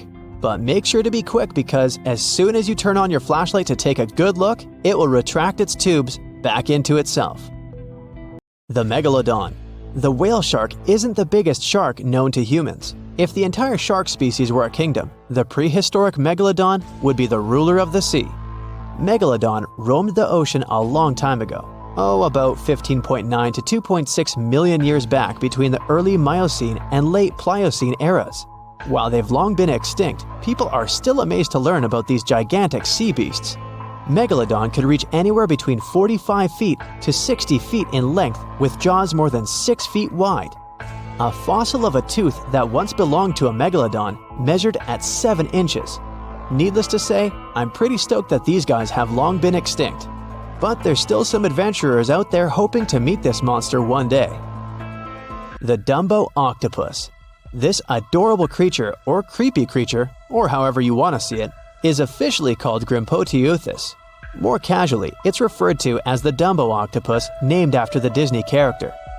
Though Dumbo, the elephant, not the octopus, was teased for his big ears, it's highly unlikely that this adorable octopus gets teased by its water neighbors. They are the deepest living octopuses, living in the deep sea, and you know how scary that place is. They're only about 8 inches tall and spend their days hovering just above the seafloor eating snails, worms, and other food they find in the current or near ocean vents. There are nearly 17 species of Dumbo octopus, and they all have differences in height, color, and body parts. If you can't get enough strange animals, you'll be glad to learn that the deep sea has barely been explored by humans. So keep an eye out. There are bound to be more fascinating animals discovered in the deep in the future. The Sea Angel. These creatures might look and sound pretty cute, but their diet is far from sunshine and lollipops. Their favorite food are sea butterflies. They lay mucus traps for them and wait in ambush. The Squat Anemone Shrimp. This shrimp is tiny, only 0.5 inches. It's also known as a dancer shrimp because of its peculiar behavior. When agitated, it raises its bottom above its head and does a little dance. Divers also say it readily jumps on their hands and cleans them. The Coconut Crab. This guy may look pretty creepy, especially when the sun goes down. Mature coconut crabs are around 3 feet in length. Their preferred foods are coconuts, but they can also hunt down lizards and even large birds. The Slender Snipe Eel. Slender Snipe Eel is a slim and long creature that's still a mystery for marine scientists. It's 4 feet long and it has at least 750 bones in its spine, which is much more than any other animal in the world. The Sea Pen.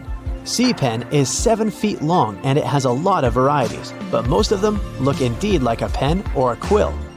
The similarity is even more striking when the animal has a water-filled bulb that anchors it to the floor. The Persian carpet flatworm. This creature looks indeed like a carpet, despite being very small by comparison. It's only 4 inches long, able to become both male and female.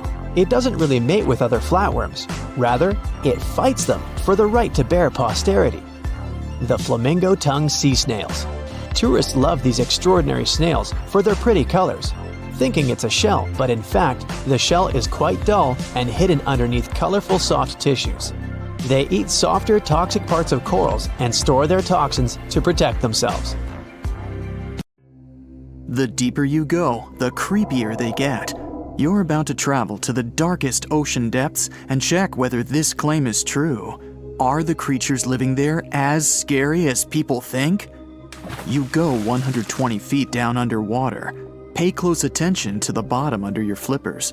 Oh my, what's that terrifying face half hidden in the sand? That's the northern stargazer. You can meet this fish in the eastern United States. It buries itself in the sand until unsuspecting prey gets near. Then, the nightmarish creature electrically shocks the poor animal and dines on it. You are moving deeper to 240 feet under the surface. That's where you spot a colorful, puffy creature, no more than 1 foot long. It's the sarcastic fringehead. At first, the fish seems to be harmless. Only unless it's provoked. When this animal is agitated, it opens its huge mouth to fend off predators. This defense tactic is a sight to behold, both surprising and frightening. Luckily, the fish is no threat to people whatsoever. The creature you see next can comfortably live in shallow waters, but you meet it at a depth of 900 feet. You don't even need to wonder why the animal's called the Game of Thrones brittle star. Unlike starfish that slowly crawl across the seabed, this creature moves fast. It wriggles its long, flexible arms to get from point A to point B. Its body is protected by a hard calcium carbonate shell. Also called snake stars, these creatures are tiny and easily fit in nooks, cracks, and small crevices in rocks. At a much greater depth of 2,000 feet, you come across the giant squid. For a long time, it was thought to be a creature from legends rather than a real animal. The giant squid was first caught on camera in 2001, and it's exactly as big as its name implies. The creature's eyeballs are the size of soccer balls, and the squid itself can weigh up to 600 pounds. Almost 3,000 feet below the surface, you get spooked by another creepy-looking animal. It's somewhat red and rather small, no longer than 1 foot long. As you approach the creature, it looks rather docile, or maybe just indifferent. The vampire squid, that's the animal's name, looks like an umbrella with tentacles. It doesn't even produce ink, so you leave it alone. Soon after that, at a depth of 3,200 feet, you meet the cookie cutter shark. This creature is a parasite. It attaches itself to big fishes, dolphins, whales, and sometimes even people. Then, using its neatly arranged serrated teeth, it gouges out cookie-sized pieces of meat. This nasty glowing animal doesn't grow larger than 20 inches and lives in the ocean twilight zone. At a depth of 3,300 feet, the light becomes a rare and valuable thing. The animals living that far away from the surface have to evolve unusual features to survive. That's how the barrel-eye fish ended up with a transparent head and 2 super-sensitive barrel-shaped eyes. Right now, pretty much like always, they're pointed upward, allowing the fish to see potential prey and you. Almost 4,000 feet below the surface, you see something droopy and saggy. The blobfish doesn't have a skeleton or any muscle. Its jelly-like flesh lets the creature survive incredible water pressure. Despite its appearance, the blobfish is an ambush predator. It usually lies very still on the bottom, waiting for unsuspecting prey to swim by. You go a bit deeper and spot a creature that looks particularly ghastly. The goblin shark senses prey with its snout. The creature's terrifying jaws are attached to elastic ligaments. When some animal comes too close, the shark catapults its mouth forward to catch it. If your mouth could do the same, you would be able to eat things dangling 7 inches away from your face. Even deeper than that, at 5,000 feet, you notice another member of the shark family. The frilled shark looks like an overgrown eel, but its gills are lined with red fringe at the edges, hence the name. The creature's horrifying mouth has 25 rows of razor-sharp backward-facing teeth, 300 in total. The shark prefers to hover in the water, waiting for its prey to come closer. Then, it charges at it like a snake. Suddenly, you see something glow brightly like an electric bulb. But after coming closer, you recoil in horror. The creature looks like an upgraded eel equipped with oversized teeth. That's the deep-sea dragonfish that can live at a depth of 6,000 feet. Chemical processes going on inside the fish's body produce an eerie red glow. This glow is used to communicate with other fish. At the same depth, you meet another deep-sea inhabitant. Its most prominent feature is its huge mouth. Thanks to it, the gulper eel can swallow its prey whole. Its stomach can expand to a terrifying size when it needs to fit something large. At a depth of 6,600 feet, you come across an angry-looking creature with a fishing rod over its head. It's the deep-sea anglerfish. The animal has an unusual dorsal spine, even though it's worn only by females. It protrudes above their mouth and has a lure on its tip, some luminous flesh that baits prey. The anglerfish has such a big mouth and its body is so pliable that it can swallow animals twice its own size. You're 7,000 feet down when you see another fish that's glowing in the dark.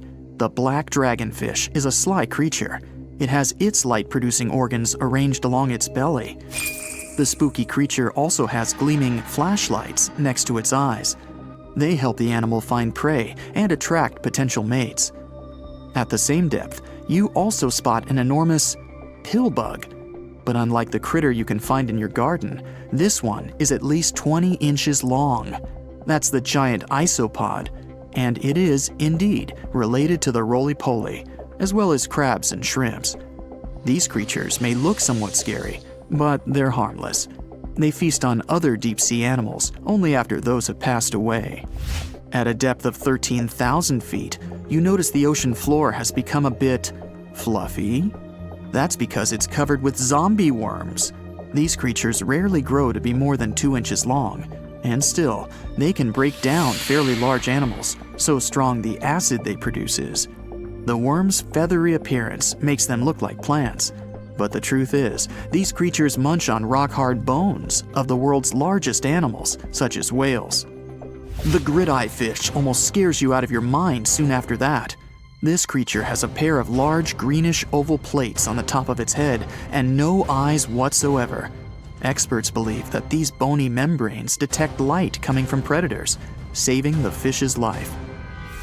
You're now 3 miles down below the surface, and that's where you spot something bizarre on the bottom. It's definitely a fish, but it's standing on the ocean floor on 3 long, rigid legs. Ah, it's the tripod fish. Curious rather than scary. This creature has adapted to the almost complete darkness by giving up on its vision. It has to rely on vibration and touch to sense prey. And then, the fish uses its fins as hands to transport food directly into its mouth. You don't have time to go any deeper before you spot the faceless fish. This slightly off-putting creature has no eyes, and its mouth, smiling a Mona Lisa smile, is underneath its body. For the first time, the faceless cusk, which is the creature's official name, was seen more than a century ago. The next time it happened was only in 2017. Once you've reached a depth of 6 miles below the surface, you see deep-sea cucumbers. These bizarre creatures are much bigger than their shallow water relatives. They spend most of their time on the sea floor. But if they need to escape predators, they are able to swim away. Deep-sea cucumbers have bright purplish coloring, tiny feet, and tentacles that surround their mouths. Cute. The question is, why do these deep-sea creatures look so scary? Life is very different there, at the bottom. Tremendous water pressure, a lack of food, and constant darkness. You have to adapt to survive in such extreme conditions. Texas is home to some of the oddest, creepiest, and most unusual animals you've ever heard of. It might come as a surprise, but this state is full of creatures you'll hardly see in other places. So, let's have a look at the most amazing ones. This truly beautiful bright blue creature is called the blue sea dragon. Despite such an imposing name, the critter is actually tiny. Usually no bigger than a grape. You may find it on the beach or floating beside you in the water. Now, you need to remember one thing. However pretty this little slug may look, never ever touch it. One tourist spotted a few of these pretty dragons on the shore of Mustang Island. He scooped one of the creatures up. He wanted to film it. Luckily, he put it back into the water before it could sting him. Otherwise, it would have ended badly since the blue sea dragon is venomous. Despite their tiny size, their sting can pack a punch. All because of their diet. Their favorite dish is the Portuguese man-o-war, a jellyfish that has enough venom to paralyze small fish and crustaceans. The blue dragons first use mucus to neutralize the jellyfish's infamous stinging cells. And then they steal these cells from the man-o-war's tentacles and store and concentrate them within their own tissues. Then they release these stinging cells on contact, which makes their own sting more powerful, even worse than that of the man-o-war itself. These awesome creatures are also extremely sneaky. Even though their appearance is bright, to say the least, they're well-known masters of disguise. You see that vibrant blue coloring is actually on their bellies, and when they float on their backs, they simply blend with the water. As for their backs, they're gray to camouflage these animals on the seafloor. Now, how about a funny fact? A group of tiny dragons floating together is called a blue fleet. And another fact. Blue dragons normally lay a string of around 16 eggs, and it takes them 3 days or so to hatch into larvae. Blue sea dragons rarely make it to the shore. They're soft-bodied, so when the animals finally get through the surf zone and are deposited on the shore, they're already broken apart. And still, watch out! Even in this case, the venom in their bodies doesn't dissipate. But of course, blue sea dragons aren't the only unusual animals inhabiting Texas. Have a look at this nightmarish creature, poisonous, slimy, and kinda immortal. Meet the hammerhead worm. The worst thing? It might be lurking in your garden while you're watching this video. You can easily recognize this worm by its creepy spade-shaped head. It doesn't look like any other invertebrate you've ever seen. Or any other creature, that is. At first, it was only found in East Texas. But later, researchers spotted these spine-chilling creatures in North, Central, and South Texas. Basically everywhere but the arid areas of West Texas. One of the most terrifying things about this worm might be its length. This creature can grow as long as 1 foot. Luckily, such giants aren't very common. Most hammerhead worms only reach 6 inches in length. You can come across 2 species of these worms in Texas, and both of them will have a dark stripe down the middle.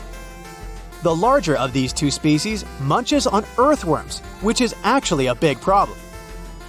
You might know that earthworms play an important role in keeping the soil rich in minerals and overall healthy. If earthworms disappear, plants in such areas won't be getting the nutrients they need. Even for humans and pets, meeting a hammerhead worm isn't the most pleasant experience either. Hammerheads are the only terrestrial invertebrates that secrete a very dangerous neurotoxin, the same as pufferfish produce. Thanks to the sheer size of the human body, touching a hammerhead worm won't hurt you too much, but it may still cause your hand to start tingling or even go numb. It's much more dangerous for pets. There have been cases when dogs ate hammerheads, which left them feeling sick for the whole day. Interestingly, these worms are native to Southeast Asia. But they must have mastered the art of hitchhiking, since in the early 1900s they were already found in the US. Keep in mind that if you want to get rid of a hammerhead worm, which is the best course of action, the worst thing you can do is chop it with a shovel. The thing is, flatworms reproduce by ripping themselves in half. So by cutting it, you actually help the populations of the worms, turning one into two. That's the reason why hammerheads are sometimes described as immortal, which is a bit of a stretch since these creatures can't survive in vinegar or salt. Now, even though you're safe from the hammerhead worm in West Texas, it doesn't mean you can't come across another dangerous animal, such as the land lobster from hell. These creatures are also known as vinegaroons, and they're not real crustaceans, they're arachnids. Huh? Who would have guessed? Anyway, these 8-legged critters have a really nasty bite, but it's not the worst thing about them. Land lobsters, brace yourself, spray vinegar-like 85% acid from their tails. Mostly they do it to protect themselves, but it still sounds like an unfriendly thing to do, right? A land lobster can also pinch a finger that's gotten too close with its heavy mouth parts. At the base of their abdomens, vinegaroons have long whip-like tails. That's why these arachnids are often called whip scorpions, even though they're neither related to scorpions nor have stingers. Summer rains lure these arachnids out of their burrows in search of food and love. Luckily, experts claim that land lobsters aren't poisonous to humans, but they're very likely to leave a mark with their large pinchers, which they use to capture insects. Vinegaroons can be considered useful since they eat millipedes, crickets, scorpions, and cockroaches. They hunt by sensing the vibrations of their prey with those long front legs of theirs. Since land lobsters prefer to come out after dark, you aren't likely to see one in the daylight. But if you stumble upon one, check it out. If it's a female, it may be carrying her hatchlings on her back. Now, imagine it's the middle of spring and you're walking among blooming flowers and greenery. Suddenly, you spot something extremely bizarre on the ground. The animal looks cute, fluffy, and soft-looking. The desire to touch it is irresistible. Watch out! The sting of the hairy caterpillar can pack a serious punch. This one is called the pus moth caterpillar, or asp.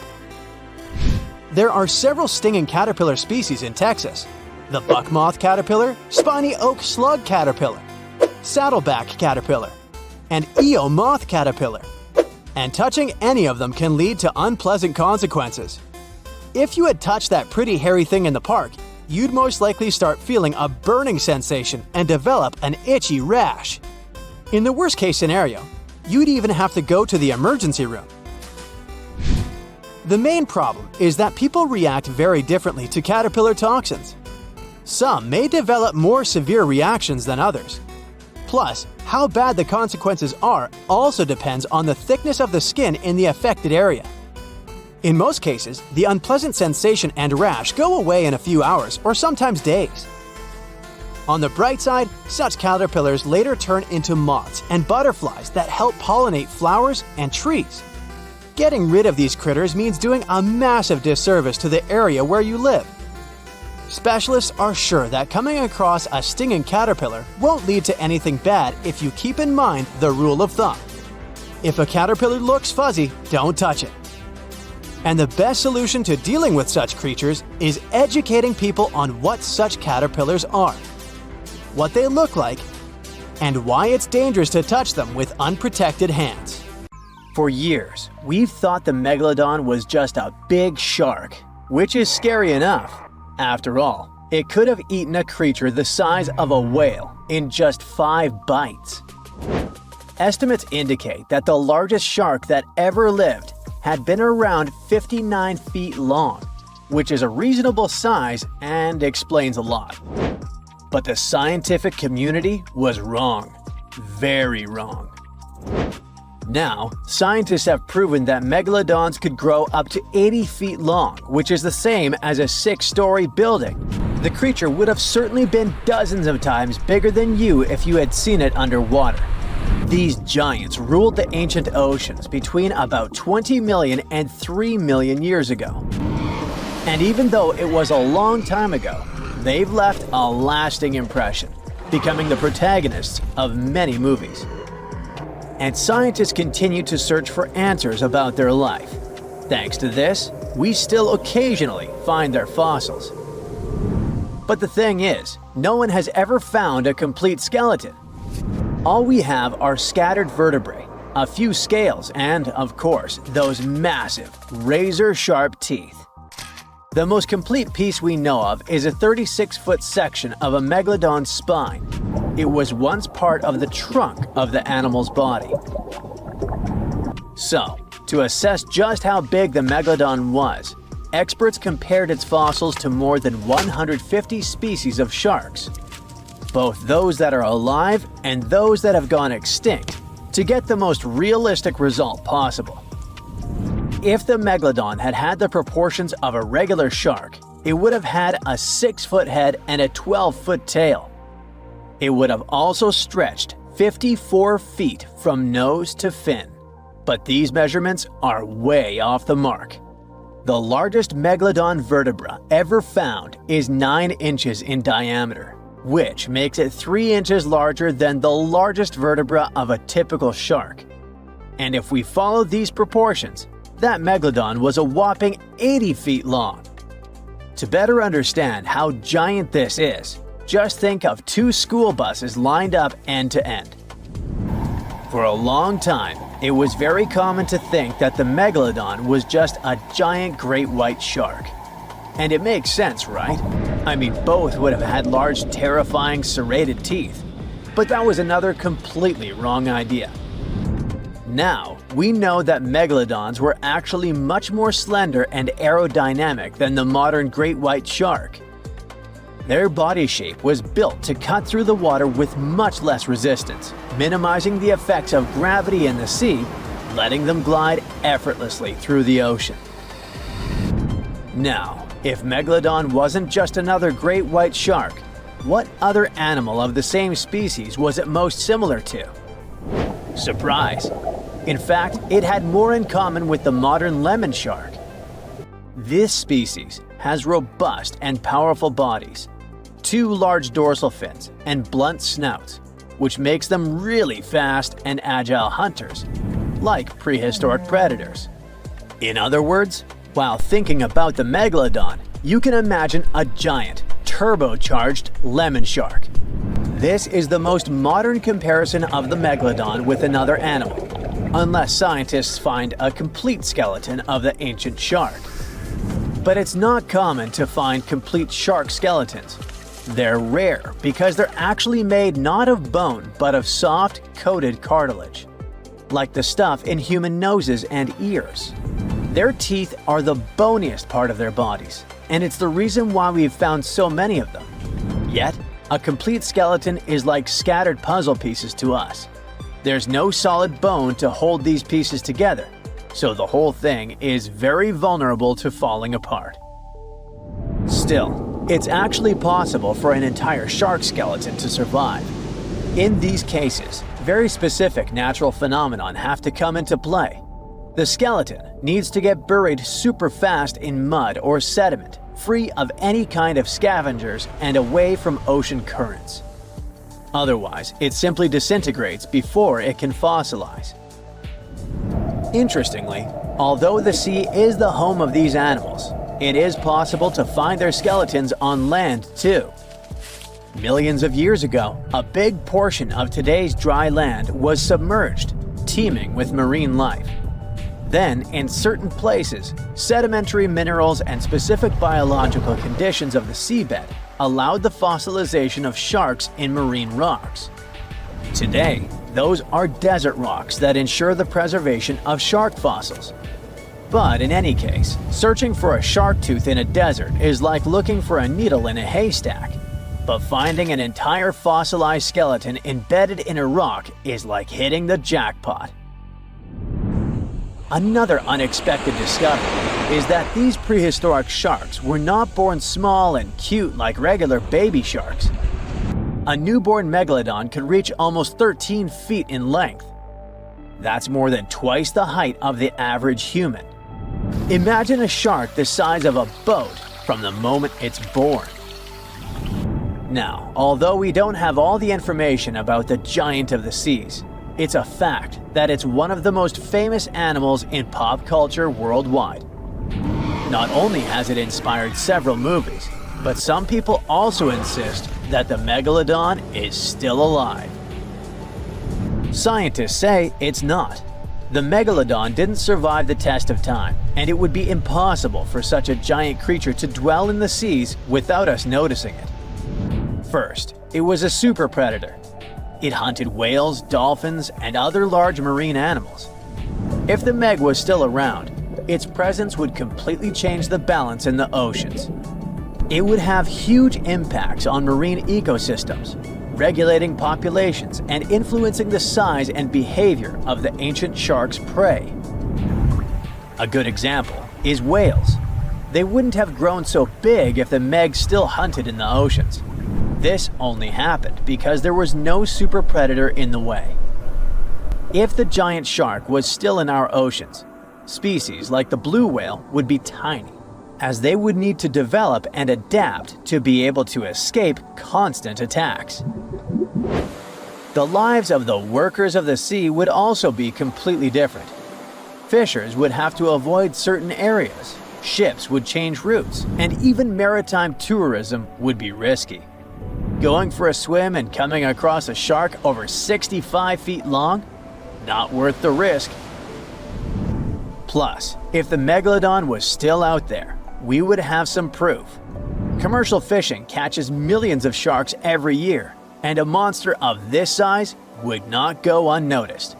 Not to mention that with all of today's technology such as drones, satellites, and submarines at our disposal, someone would have already recorded an encounter with this living legend. By the way, most sharks, like most fish, are cold-blooded. But the reality for Megalodon was different. This giant was able to keep its body warmer than the surrounding ocean.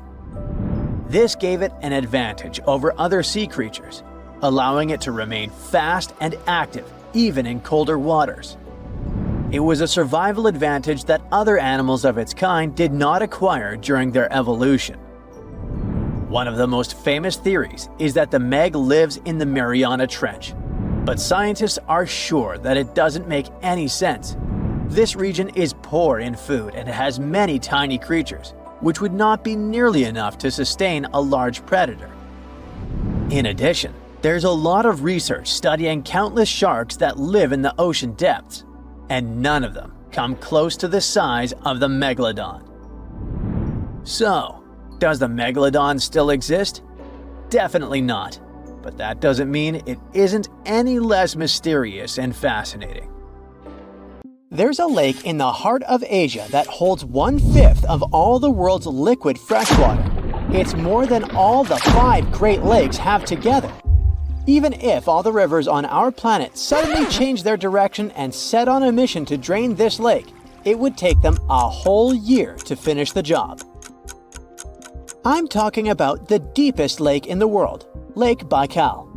If you decide to go all the way down to its deepest point, prepare for a journey of almost 5,400 feet.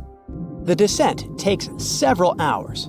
But the rift floor of the lake is way deeper, between 5 to 7 miles beneath the surface. It means it could be even further down than the Challenger Deep, which is the deepest known place on Earth. The amount of water it has would be enough for everyone on Earth to have something to drink for up to 50 years.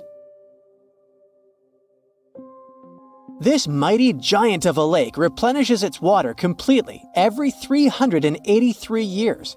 Baikal has a great delivery crew of over 300 rivers and streams, bringing their waters right in. And only one river flows out of Baikal, the Angara, which is headed straight for the Arctic Ocean. Baikal isn't only the deepest, but also the oldest existing freshwater lake in the world. It formed at least 25 million years ago. It all began when the Earth's crust decided to play Tetris and created the lake and the surrounding mountains. At some point, Baikal must have been just a humble riverbed, but then tremors and fractures shook the Earth, and the distance between the shores got bigger. Water levels rose thanks to the melting glaciers. Then, several lakes formed and later merged into one. Baikal is one of around 20 lakes in the world that are older than 1 million years. And since it wasn't disturbed by glacial periods, it's a perfect research ground for scientists. Its deep-drilled core sediments can tell a lot about the climate of our planet in different periods. Since Baikal is in a rift basin with 2,000 seismic tremors per year, the lake is deepening and still growing in size.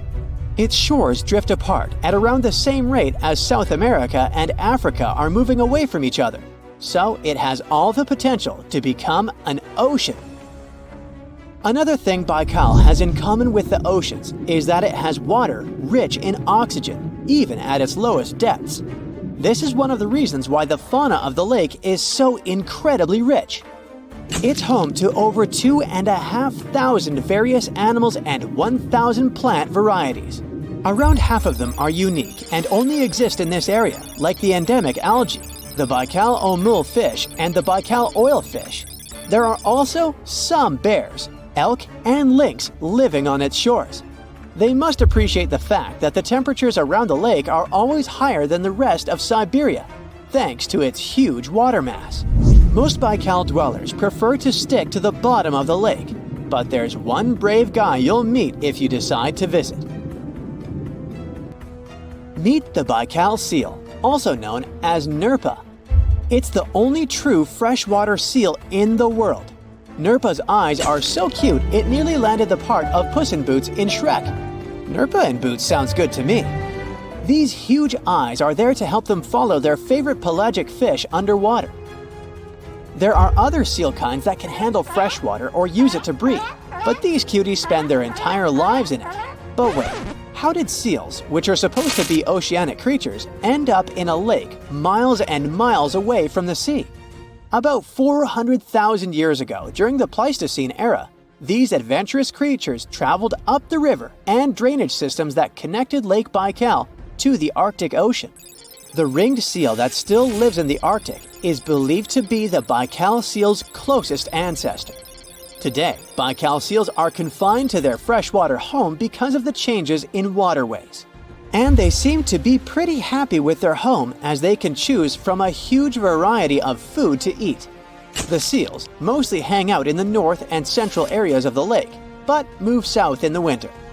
The lake gets covered with ice, which they use as a chill-out zone, just like their oceanic cousins use rocks or the beach.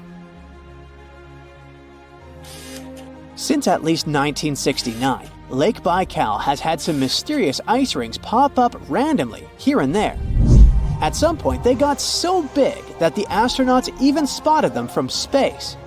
The rings usually appear in late April, but can be there in January or May. Scientists couldn't crack the code on how these rings form for a while. They had all sorts of theories, and the most popular involved methane gas bubbles from the lake's depths. But then, scientists noticed that some of the rings were in shallower waters, where gas emissions don't happen. So, an international team of scientists decided to solve the mystery. They traveled to Lake Baikal, drilled holes in the ice, and dropped sensors into the water. In 2016, when they started the research, they heard that 2 vans had gotten stuck in the mysterious ice rings. Once they had analyzed the data from the sensors, it turned out that the secret behind the rings was warm eddies flowing clockwise under its ice cover. The currents were less intense in the center of the eddies, so the ice above them was thicker at the edges. The waters of the lake are so clear that you can see some extremely deep parts up to over 130 feet down. This is thanks to the surrounding mountains that send off melting ice right in. Plankton that live in the lake also helps clean the floating debris. When this crystal clear water freezes, it forms an unusually thick and see-through layer of ice. The wind likes to play sculptor on Baikal and creates one-of-a-kind pieces of art here.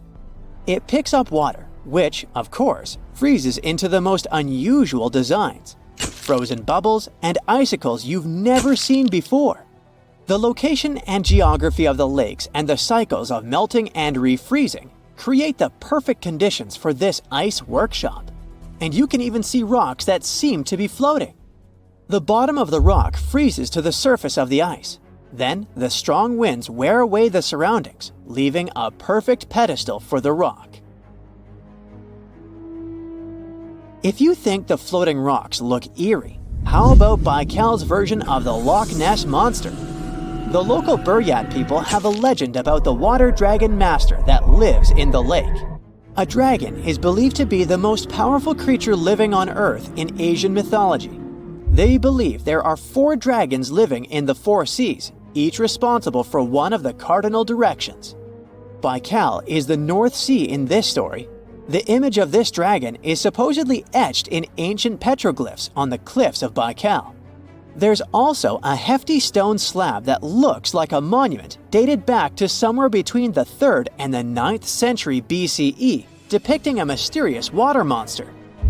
Imagine the stories this stone could tell, echoing the whispers of a bygone era and leaving us to unravel the enigma of the Baikal cliffs.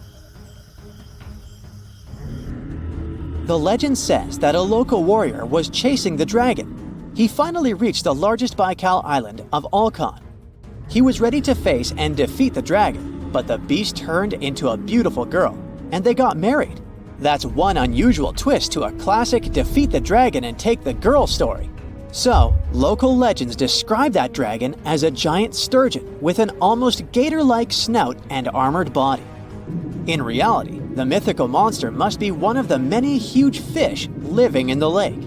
They can afford to grow to several feet in length thanks to the high levels of oxygen in the water.